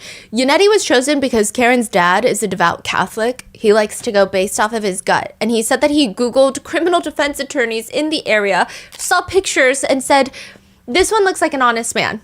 That's how he gets chosen to like one of the biggest trials in the nation in the past year. That's how he gets hired. And then the two of them are just in over their heads. Before the trial even starts, there's so many roadblocks trying to get the basic evidence from the Commonwealth. They just want geofence data that would identify every cell phone at the Albert residence the night of John's death. Things that they have every right to during discovery, and they're not getting it. So Karen has no other choice. She starts reaching out to other attorneys to add to the team. She reaches out to an attorney from Los Angeles. She's actually recommended to reach out to Alan Jackson primarily because she's trying to get cell phone data.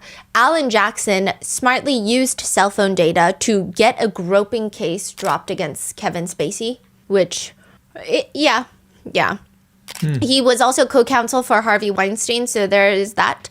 I feel like there is not a person that this man has not represented, including a Saudi prince, an NBA player, a Venice Beach hotel owner that was falsely accused of murder. Now, prior to being a criminal defense attorney, he was also the deputy DA for LA County. Wow. So he's kind of a big shot? Yeah, major prosecutor. His peers have said that at one point during his time at the LA County's DA's office, he was one of the most well-respected prosecutors in the entire nation. Not even just well-respected, he had a 97% conviction rate over 85 jury trials. And he's not a Fed, like that's LA County. Right, and it established him as one of the most successful prosecutors in the nation. He was assistant head of the Major Crimes Division in Los Angeles. He's used to high-profile cases. He gets hundreds of requests monthly for representation, which, if it's a numbers game, he's turning down most of the requests that he's getting every single month. So how does he decide which cases to take on? I'm so sorry. This is still first trial, right? Okay. These three, Elizabeth Little works with Alan Jackson, so she's going to take the case with him. These three are present for the first and second trial. And I'm going to mix like first and second trial together here and there because a lot of the same people testify. Yeah. So it's not as pertinent. I mean, we're going to see the first trial and the second trial through, and you'll know exactly what happened. But a lot of the statements are going to be combined and stuff. Yeah. I'm just getting you familiar with the attorneys. Now, these three are there for all three trials. He gets an email one day in Los Angeles, and that email subject line just reads, "Murder of a Boston Cop." He clicks it. It's from a woman named Karen.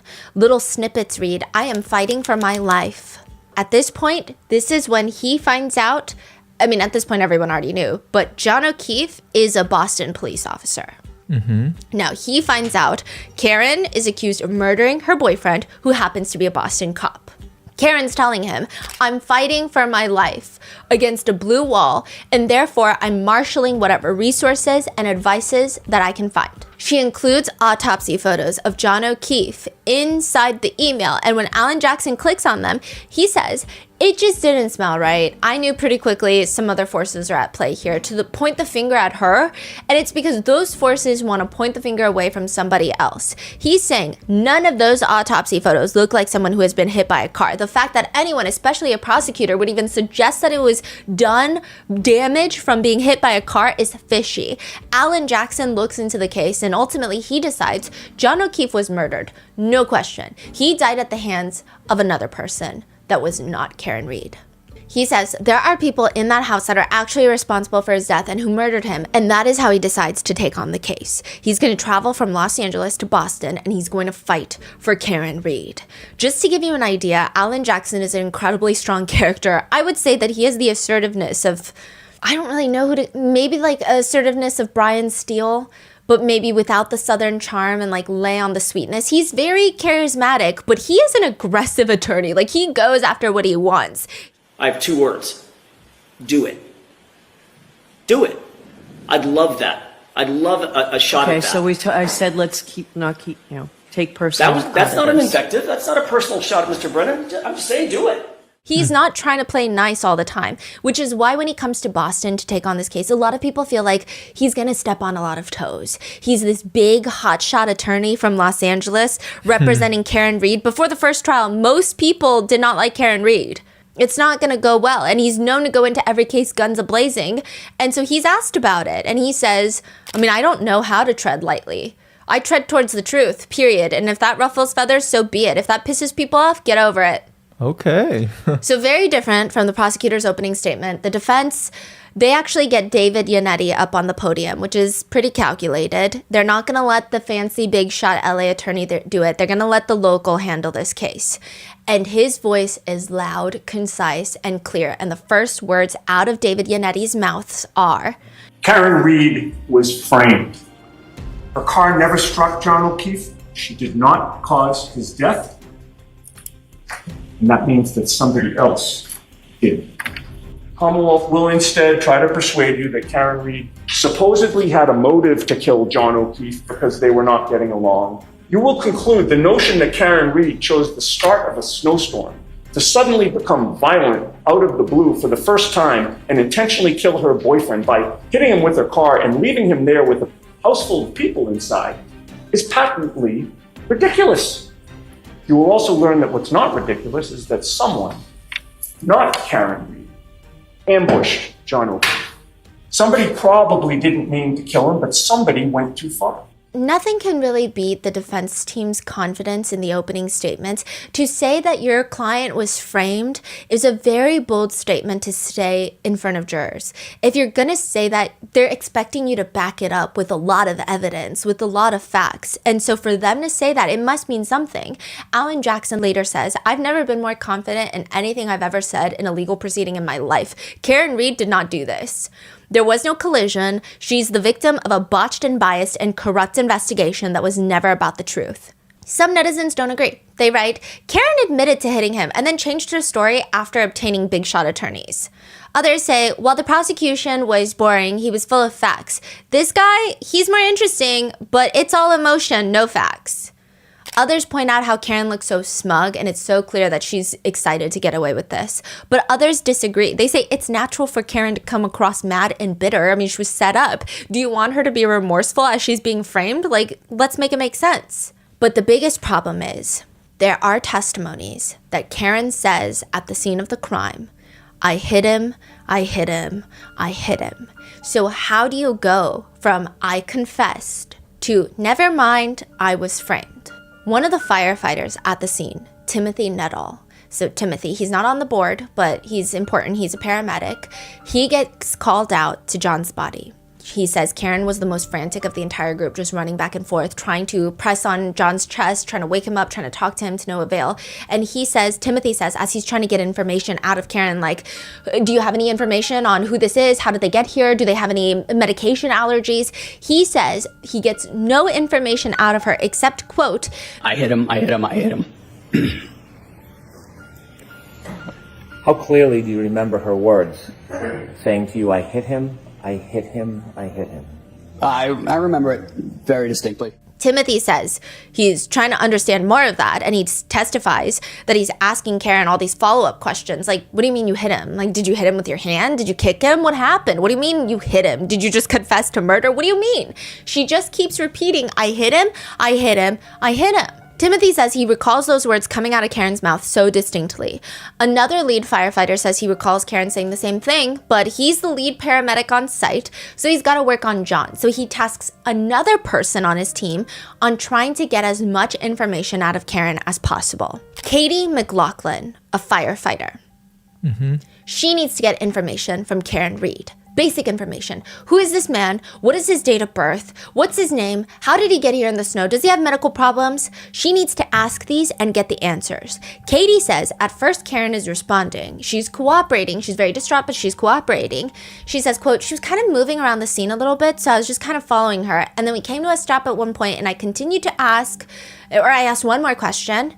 Katie says the last question she asks Karen is, has there been any significant trauma that happened before this? Katie testified that Karen says, I hit him.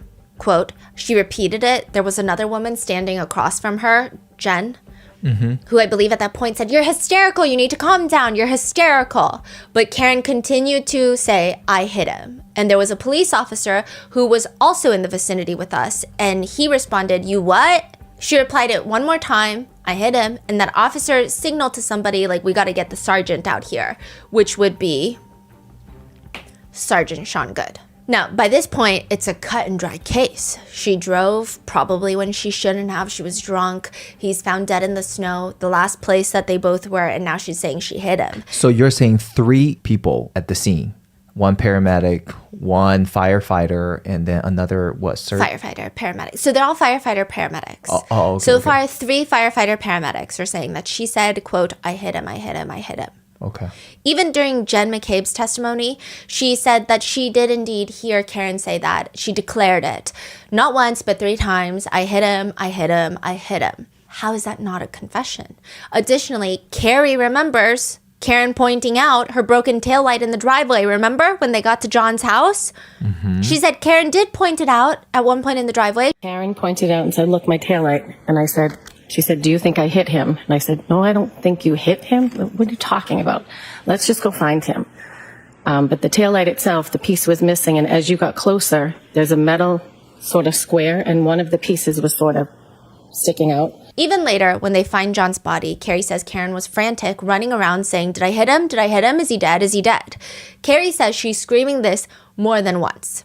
Katie McLaughlin is saying it was not a question. It was, I hit him, I hit him, I hit him. But like everything is weird. I mean, this is weird too. First of all, if that's what was said, why is it not in a single incident report? Nobody included it in the incident reports.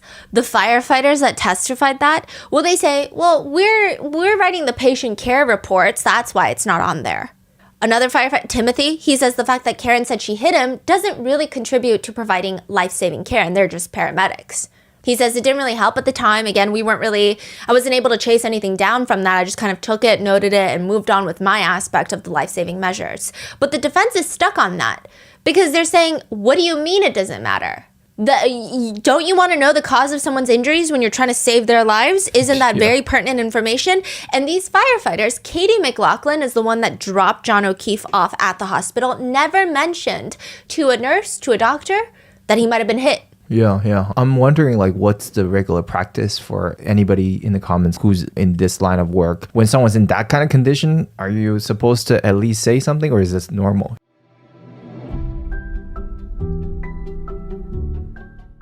If you've shopped online, chances are that you've bought from a business powered by Shopify.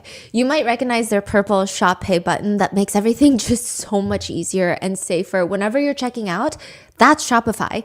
When we opened up Grandpa Mango's art studio for the limited edition release of his artwork a few years back, Shopify was our lifesaver. You guys tag me or DM me all the time with your Mott's-inspired artwork, Rotten Mango stickers, or stickers of even the dogs, asking to send them to us for free. But honestly, I would love to show my support, and I'm sure so many of you guys would love each other's work too. If you have been thinking about opening your own online store, Shopify is the place to start. Integrated across their entire platform is their new Shopify Magic, which is a professional-grade AI tool that's easy to use and available as a consult 24/7. Need to enhance images for products? Shopify's professional-grade AI editing lets you make professional image adjustments like generating a new background for a product or having a background that doesn't match your theme anymore. You can switch it up. Even if you're struggling with product descriptions, Shopify Magic has got you covered. If you want to see less carts being abandoned, it is time for you to head over to Shopify. Sign up for your $1 per month trial and start selling today at shopify.com/rotten. Go to shopify.com/rotten. Shopify.com/rotten.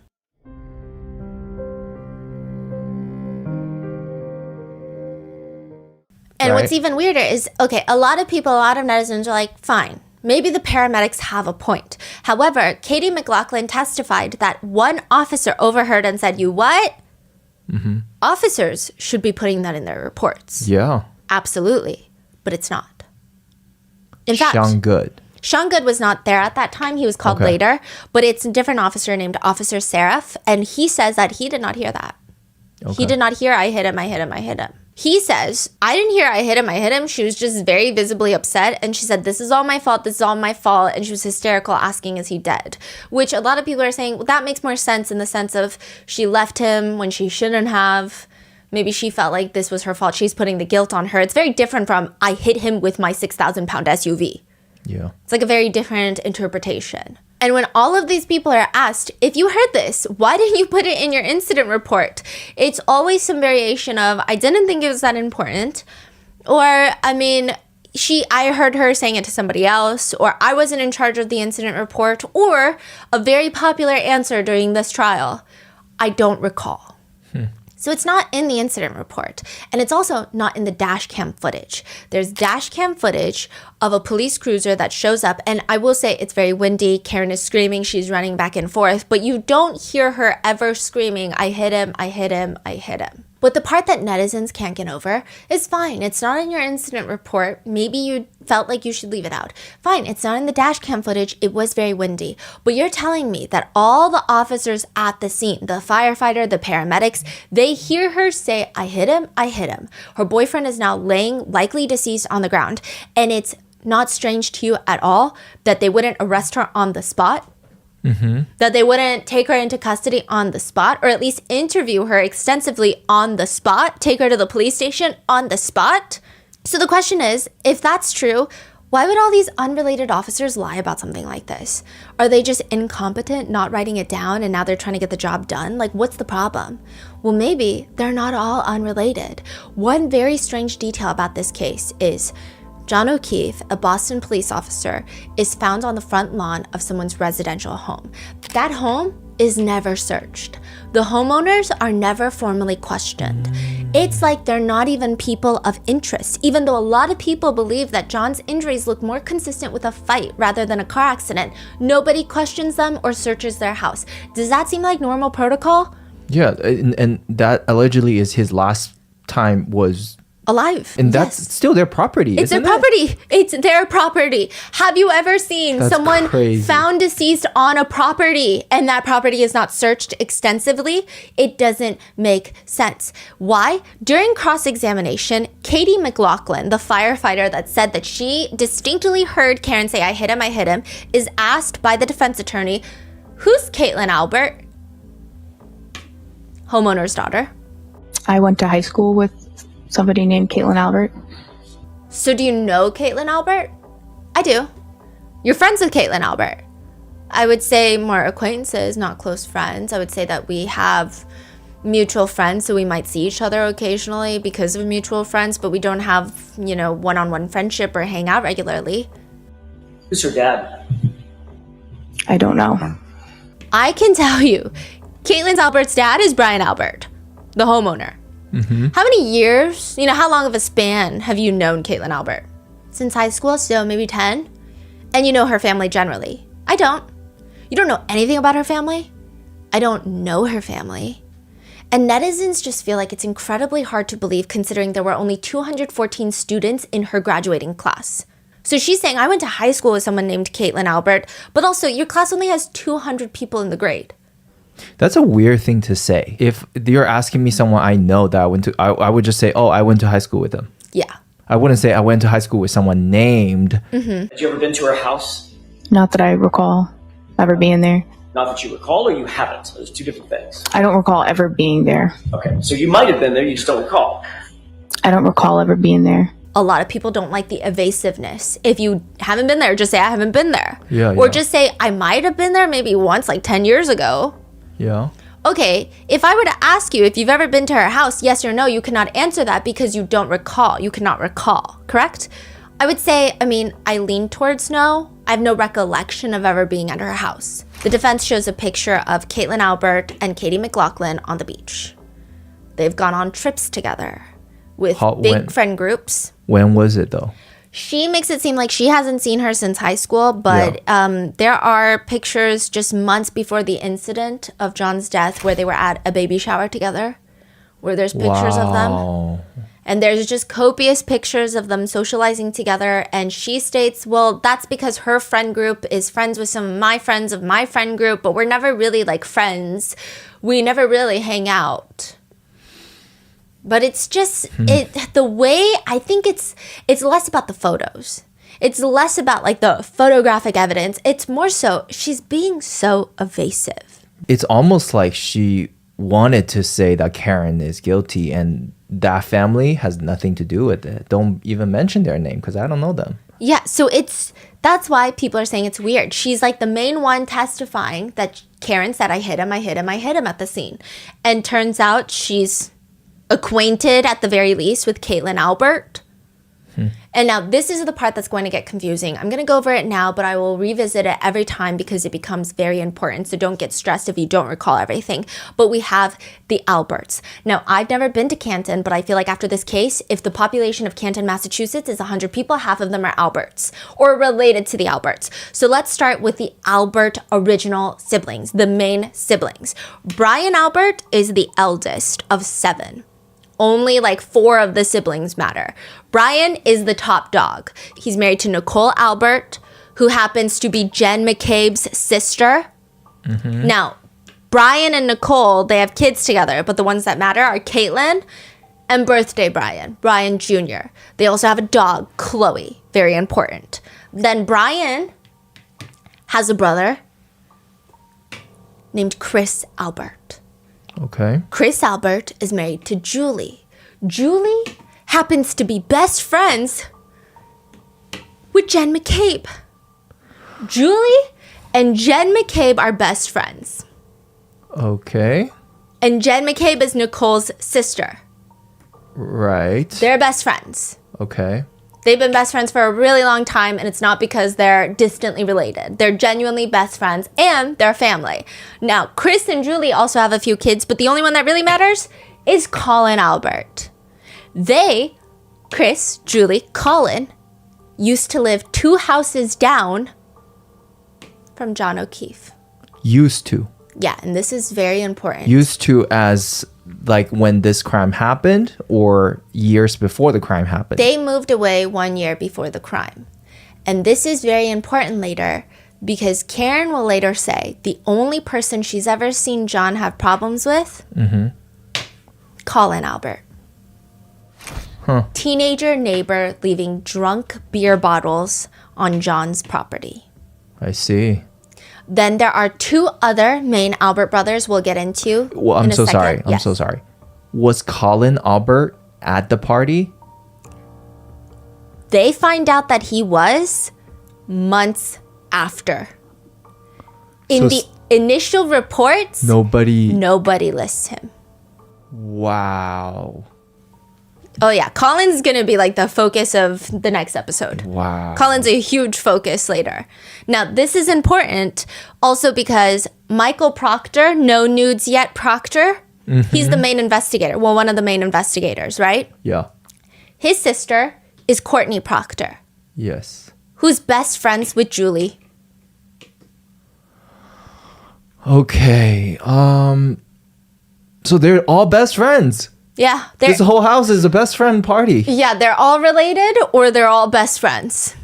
This is crazy. Like, Yeah. Small town is so scary. Michael Proctor's mom even said in like a social media post that the Alberts are like the Proctor's second family. When she got married, when Courtney Proctor got married, Colin was the ring boy. Colin Albert is basically Michael Proctor's ring boy? Or No, Courtney Proctor. But aren't they sister. married? Oh, sister. I'm so sorry. Yeah, his wife is Elizabeth. She's not Okay, on here right okay, now. okay. But Yeah. yeah. Jeez. Okay. So there is a death outside the Albert family house. Uh-huh. And this man's sister is best friends with Julie Albert, who's best friends with Jen McCabe, and they're all related to an Albert, or they're married to an Albert. And there's a death outside. The man investigating the case is very close with the Albert family. So close, in fact, that they call them the second family to the Proctors, and yet he does not recuse himself. He does not pull out for a conflict of interest. Nothing. In fact, his sister is so close with Julie Albert that during the initial investigation into John O'Keefe's death, they call each other nonstop. And Julie, will not recall what was discussed in any of those conversations. Courtney's brother is in charge of figuring out everything, what happened. Meanwhile, Julie Albert is like tapping that phone line nonstop. Yeah. Okay, That and is- I will say lead investigator is a little misleading. He does have a supervisor, Buchanek, that's going to be a huge part of the next episode, but Buchanek is also not a good person. But this guy, he's the one that is searching through Karen Reed's phone. Yeah. Yeah, so lead investigator, but like you get it. Now, Karen's attorney says, you'll learn that right from the jump, Michael Proctor predetermined the outcome of this case and never stepped foot inside the Albert home on January 29th, 2022. He never checked out if there were signs of a struggle inside the home. He never called crime scene technicians and other specialists to look for blood or other trace evidence within the home. He never asked Brian Albert for permission to go into the home and look around. Michael Proctor never applied for a search warrant to go in that house. Instead, he focused immediately and exclusively on Karen Reed, the outsider. No one in the Proctor family had ever called the Reed family their second family. No one in the Proctor family had been in a wedding party with anyone else from the Reed family. There are pictures of the Proctor family and the Albert family dating back to 2012. But these are not the only strange connections. Carrie Roberts lives on the same block as one of the paramedics that responds to the scene. But that's normal. It's a small town. Everyone lives next to everyone. But what's interesting is that there are many investigating bodies on this case. So just to not get it confused, some of the main police officers that first arrive at the scene are Sean Good, Paul Gallagher, and Michael Link. Okay. These are Canton police officers. Okay. Michael Proctor is a state police officer. Canton is the town, state police. They have different jurisdiction, Yes. but they don't. Nobody's above each other, right? They don't work together. No, they do kind of work together because they all These operate three. in Canton. Yep. He kind of works with them too. Mm-hmm. So they all kind of know each other for sure. Right. Okay. But different jurisdictions, different departments. Now, Carrie Roberts' daughter is best friends with Michael Lank's daughter, Officer Lank. In fact, the day right after, January 30th, 2022, Carrie and Jen McCabe, Reebok sisters that have never seen each other since 6-7 years ago when they went to buy sneakers at Reebok, suddenly they're hanging out the next day. They go to John O'Keefe's house to talk to Mr. and Mrs. O'Keefe, and then they stop by Michael Lank's house. They say it's to drop off Carrie's daughter, but it's strange, isn't it? They both went to drop Yeah. off Carrie's daughter. Michael Lank is also best friends and grew up with Chris Albert. Wow. So right when the 911 call was submitted, it went to Sean Good, Canton Police. So this is the local jurisdiction. Canton, Sean Good, Gallagher, Link. They're all Canton. Yep. The troopers eventually get involved. Tully, Buchanan, and Proctor. But they're still going to keep working with the Canton Police. In fact, they're going to bring Karen. I'm so sorry, Yes. but why did these troopers get involved eventually? Do you see this guy, Kenneth Berkowitz? Yeah. He's the chief of the Canton Police Department. Okay. He says we should probably recuse ourselves for conflict. Why? How so? Because it's too related? Too close? Do you remember I was talking about the town selectmen? Yes, Brian Albert. No? No. Oh. Just the town selectmen. You got like 3-5 people that are Yeah. acting like mayors. Yeah. Chris Albert is a town selectman for Canton. Okay. Kenneth Berkowitz endorsed Chris Albert. Chris Albert and the other selectmen oversee the police department. They oversee the budgets. They oversee administration. Dang. They oversee public safety. I thought Brian Albert is also a town selectman. No. Oh. Yeah. Well, what does Brian do again? Brian Albert? You're going to tell me later? Yeah. Okay, Oh, okay, yeah. okay. So he's a town selectman. Kenneth Berkowitz endorsed him. Right. And they all just kind of know the Alberts. So they're like, maybe we should recuse ourselves, call in the state troopers. But the state troopers, they don't really stop working with the Canton Police Department. In fact, when they tow Karen's car, they bring it to the Canton Police Department and storage it there. But that doesn't make sense, like you're saying, because all these cops, why are they protecting Brian Albert? Especially when the victim is a cop. Like, it just seems strange. Do they just love the guy? Or does it have to do with the fact that maybe they love Chris and Brian is Chris's older brother? Well,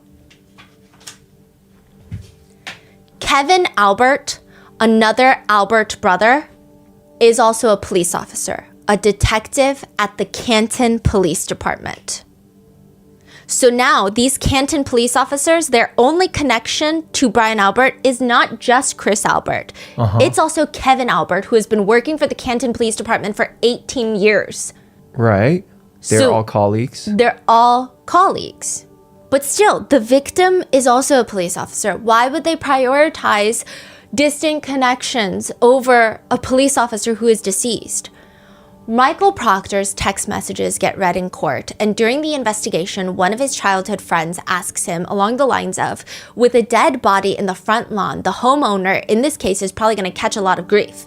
Like, they're probably going to have a lot of legal troubles, lots of investigations happening. Yep. Michael Proctor responds with just one word, nope.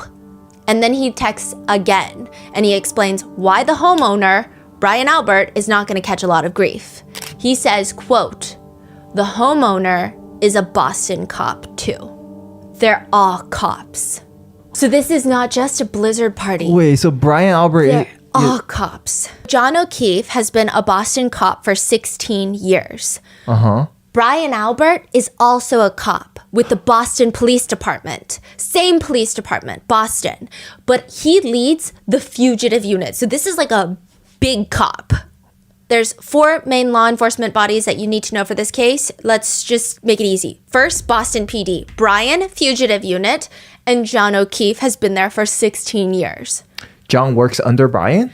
Not under him directly, but he works in the sex offender registry department. Okay. Brian works fugitive. Okay. This is like big boy cop. Then you have the Canton Police Department. This takes place in the town of Canton, not Boston. So Boston PD don't have jurisdiction, even though it's one of their own, and the death happened right outside another one of their own's house. Okay. Then you have Canton Police Department. They're the ones investigating first because it's in their jurisdiction. You've got Chris Albert being heavily connected, being the town selectman, being friendly with the chief of the Canton Police. Then you have Kevin Albert, who's part of the Canton Police Department. You also have a potentially suspicious neighbor. So right across the street from Brian Albert's home Okay. is another Canton police officer, Tom Keller. And he conveniently says that his ring footage did not catch anything of importance that night, so he deleted the footage. You're f***ing shitting me. Who deletes ring camera Yeah. footage? Does anybody do that? Not that I know of. That's crazy. So the Canton police chief is like, maybe we need to recuse ourselves because we've got way too much conflict going on. Michael Link is best friends with Chris. Everybody's buddies. So they call in Massachusetts State Police, which are these three. You got Tully, Buchanan, and Proctor. Proctor's got deep connections with the Alberts. And then you have, that's the third body. Then you have the fourth body, the feds. Because the FBI has opened an investigation into John O'Keefe's death. I mean, they've opened an investigation into the investigation of John O'Keefe's death. Is that after the first mistrial or? It's actually before the first mistrial. Really? Because everything is so strange with this case. There are so many layers of suspicion, but let's just go the surface level. So is that why Michael Proctor's text messages, all things are released, is because of the feds? Yes. So the feds, they actually give it to the defense in the Commonwealth. The text messages. Wow. I don't think they would have gotten this. So the feds are kind of the one that's helping in a sense. In a sense, yeah. One more thing. Like I see the colors, right? I kind of see I see all these cops in the navy blue, I guess, and then I see the lighter shades of blue. Are they both cops or? Okay, yes. So let me go through my colors.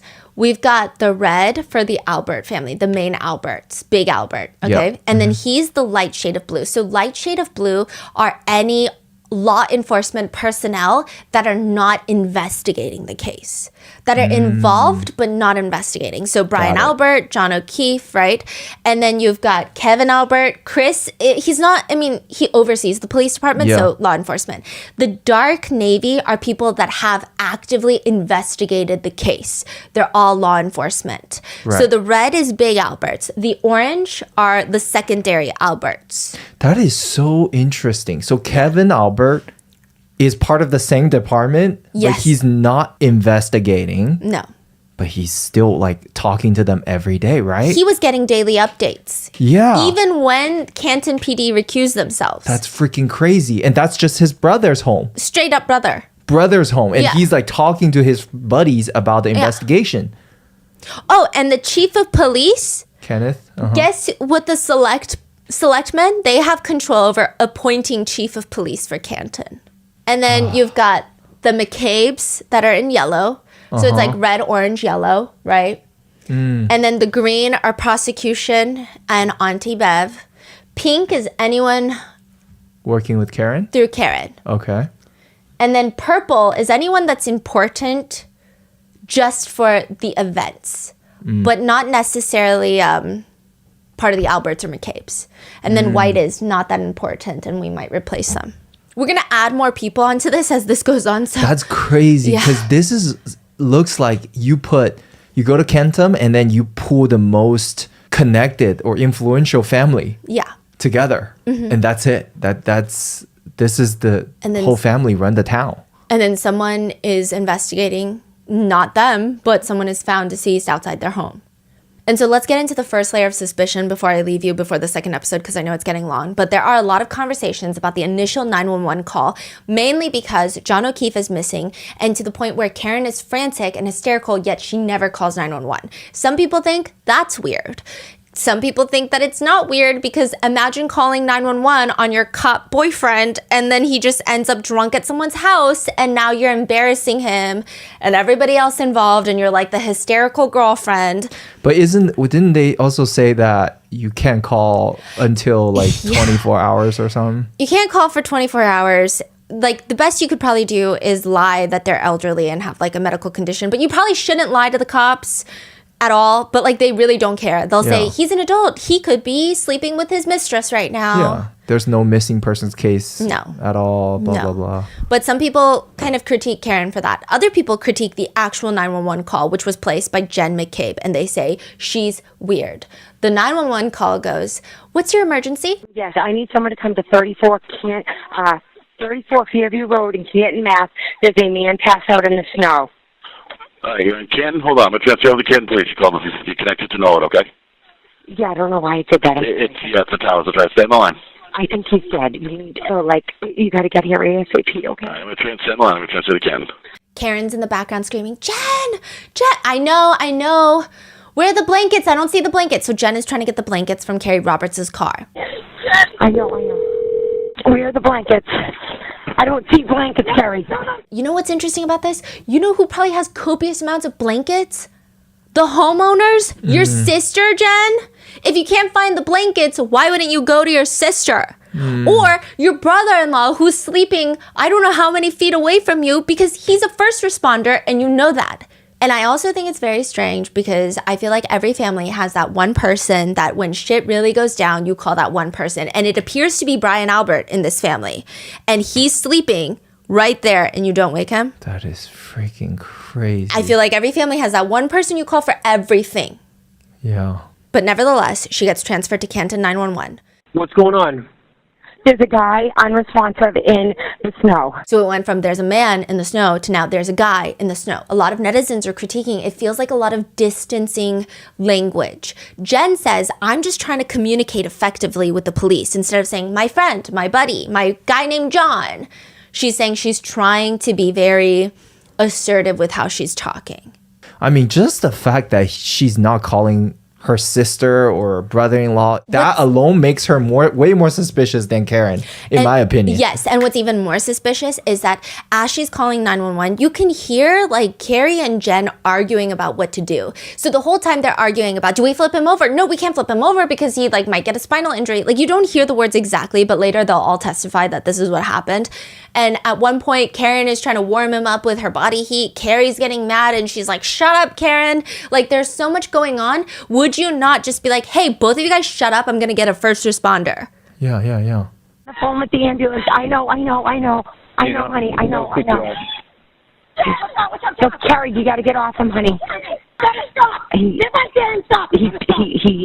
It's not like they've got it down pat. It's not like they know what they're doing. You're saying like this whole thing all night long until the body gets taken away, nobody talked to Brian and Nicole all night. No.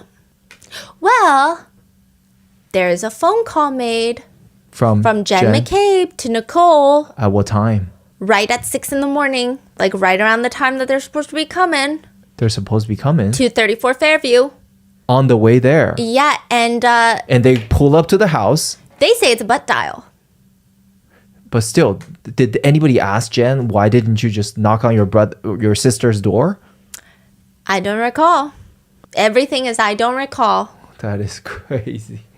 Now, John O'Keefe is found laying in the snow at approximately 6 a.m. So far, nobody says they saw him in the snow prior to this, but Karen, she did in fact leave the house, and that's verified at around like 12:30ish.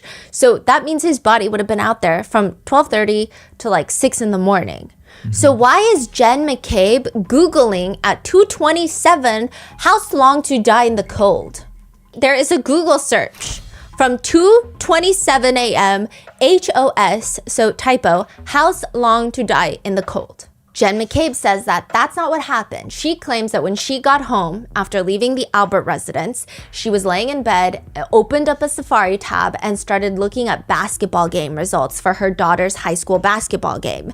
Then she put her phone down, maybe with the tab still open, went to sleep, and then she's awakened by Karen's calling her nonstop. And then in front of 34 Fairview, Jen says, as the paramedics are pushing John into the ambulance, Karen is looking at her and is saying, can you Google hypothermia? She says, we held hands, we prayed, she had blood on her hands, and she said, maybe I've gotten my period, and she was just kind of all over the place. And then at one point, she grabbed my hands and she said, Google hypothermia, Google how long it takes to die in the cold. And so I had my phone out, and it was cold, and my hands were frozen, and I have MS. Jen has MS as well. They bonded over that. Before this. And I took my phone out while she was screaming and shaking my arm, and I attempted to Google how long it takes to die in the cold.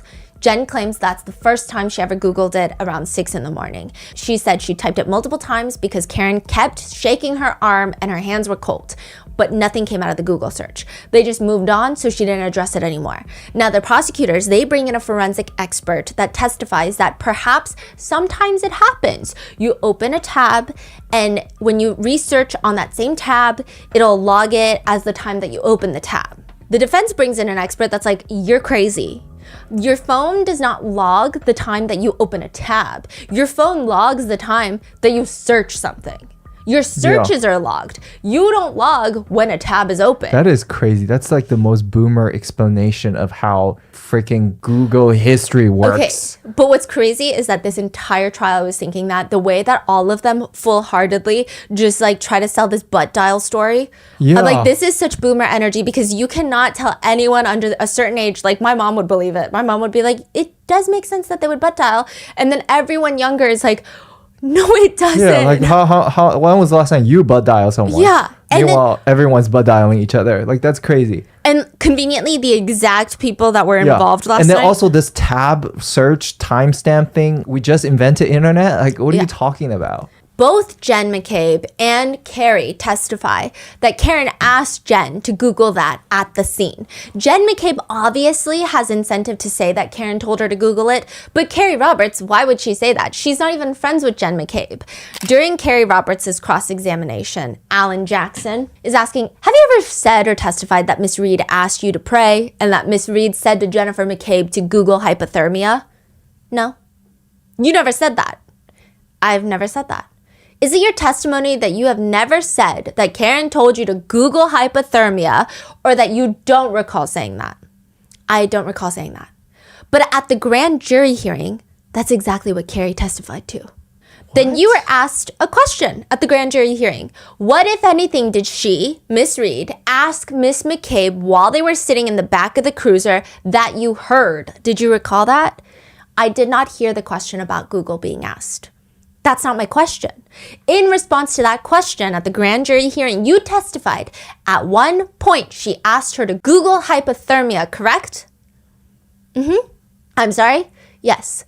You'll agree that that's a very detailed and specific recount of an event you recounted where you were in the back of a cruiser, and around that time you thought they were lifting John up, scooped him up in the gurney. You're so detailed that you talked about where you were standing next to the cruiser at the open door, correct?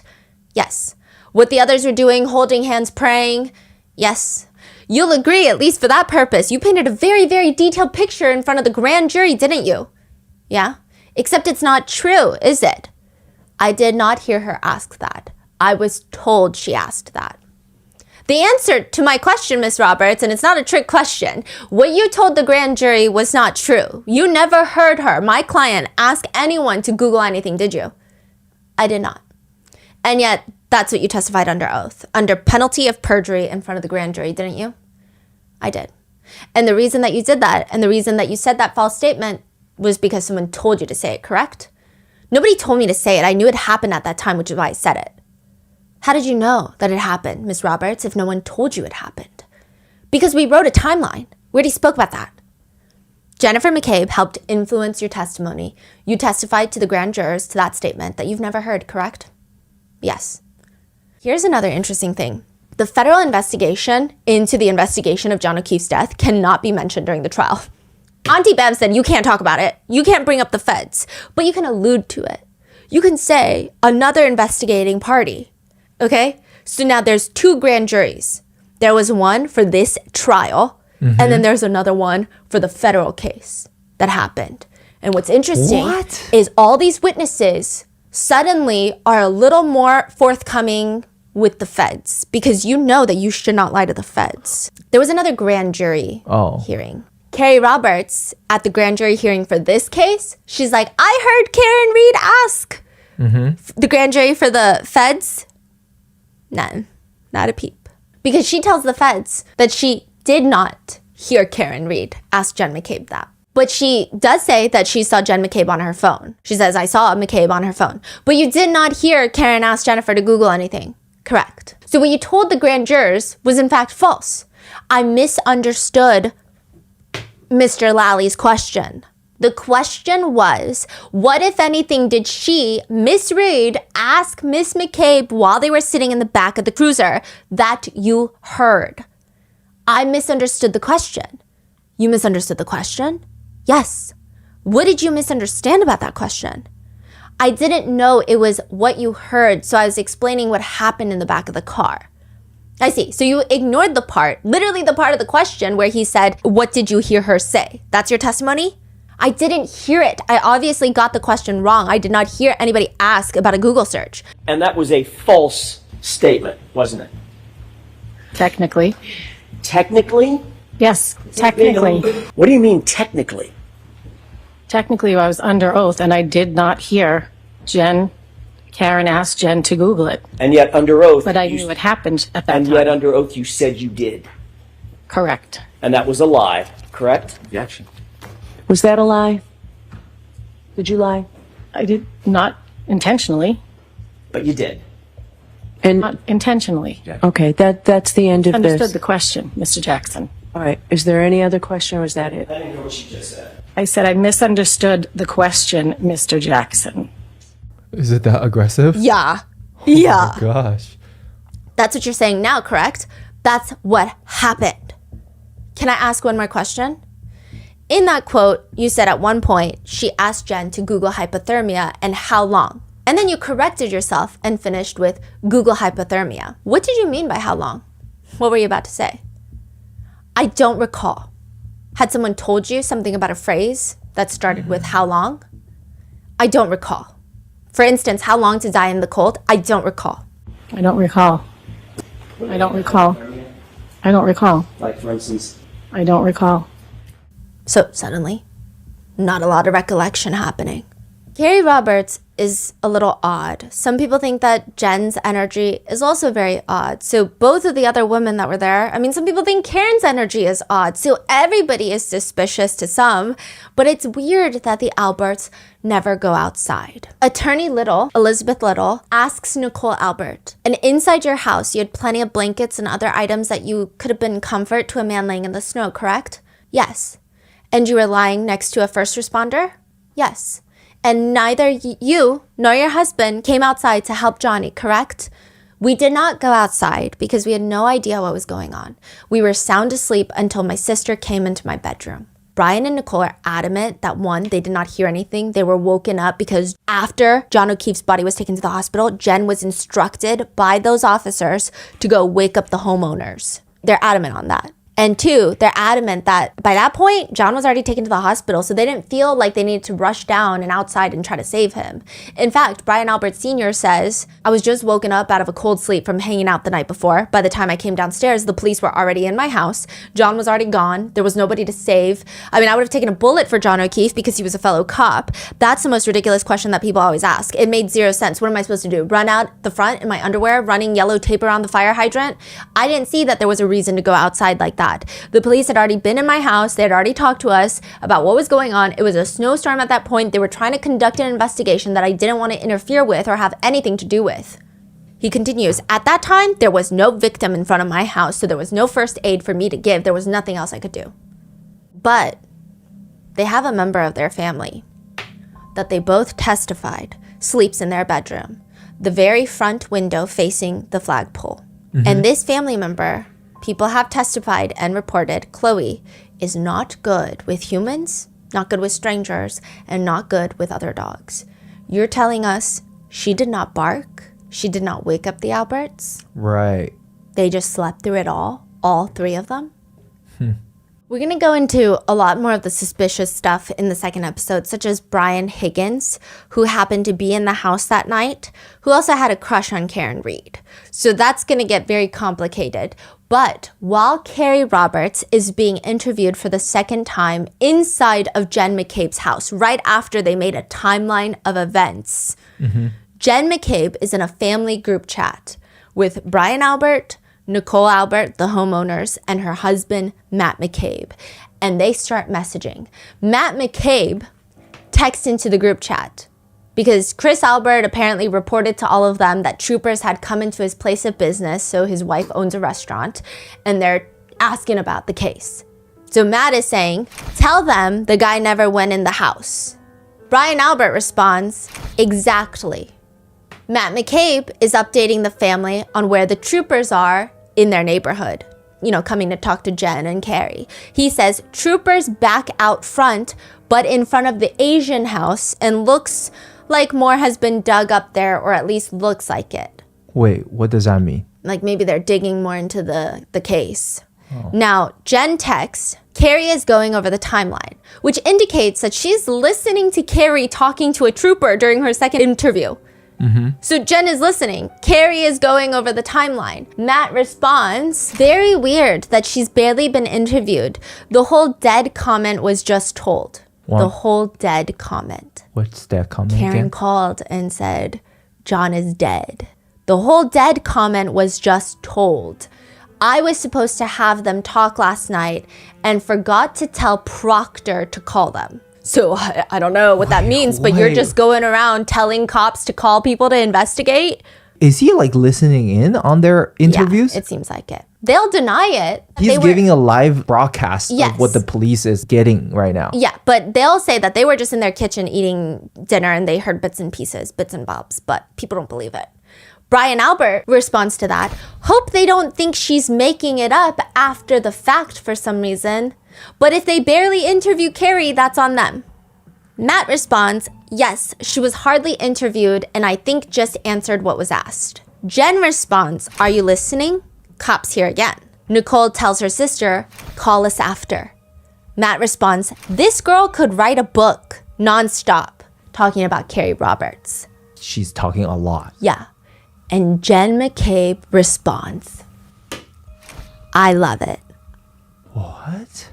What does that mean? Like, Then another text. She's telling them everything. Nicole responds with just one word.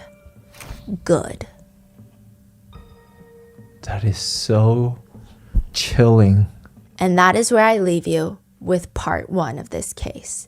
Because none of this makes sense. And in part 2, everything we thought we knew about this case flipped on its head again and again and again. And there's so much, like, it doesn't make any sense. What are your thoughts on this so far? Have you heard of this case? And I think one of the main reasons that we found it really hard to get into it was everybody has such strong opinions. And I felt this was the first time where you could have such differing forensic analysis, forensic experts testifying to the same exact thing.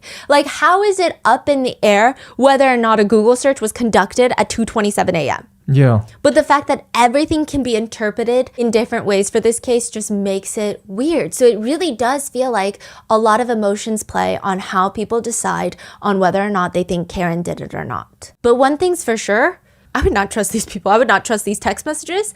I will say Karen Reed's voicemails, yeah, they're crazy, but I don't think it doesn't make sense for her to leave those voicemails. Yeah. But in the next episode, we're going to go into the supposed broken tail light. We're going to go into Brian Higgins and the affair. And there's just lots of other things that we have to cover. So let me know in the comments, what are your thoughts? And with that, I will see you in the next one.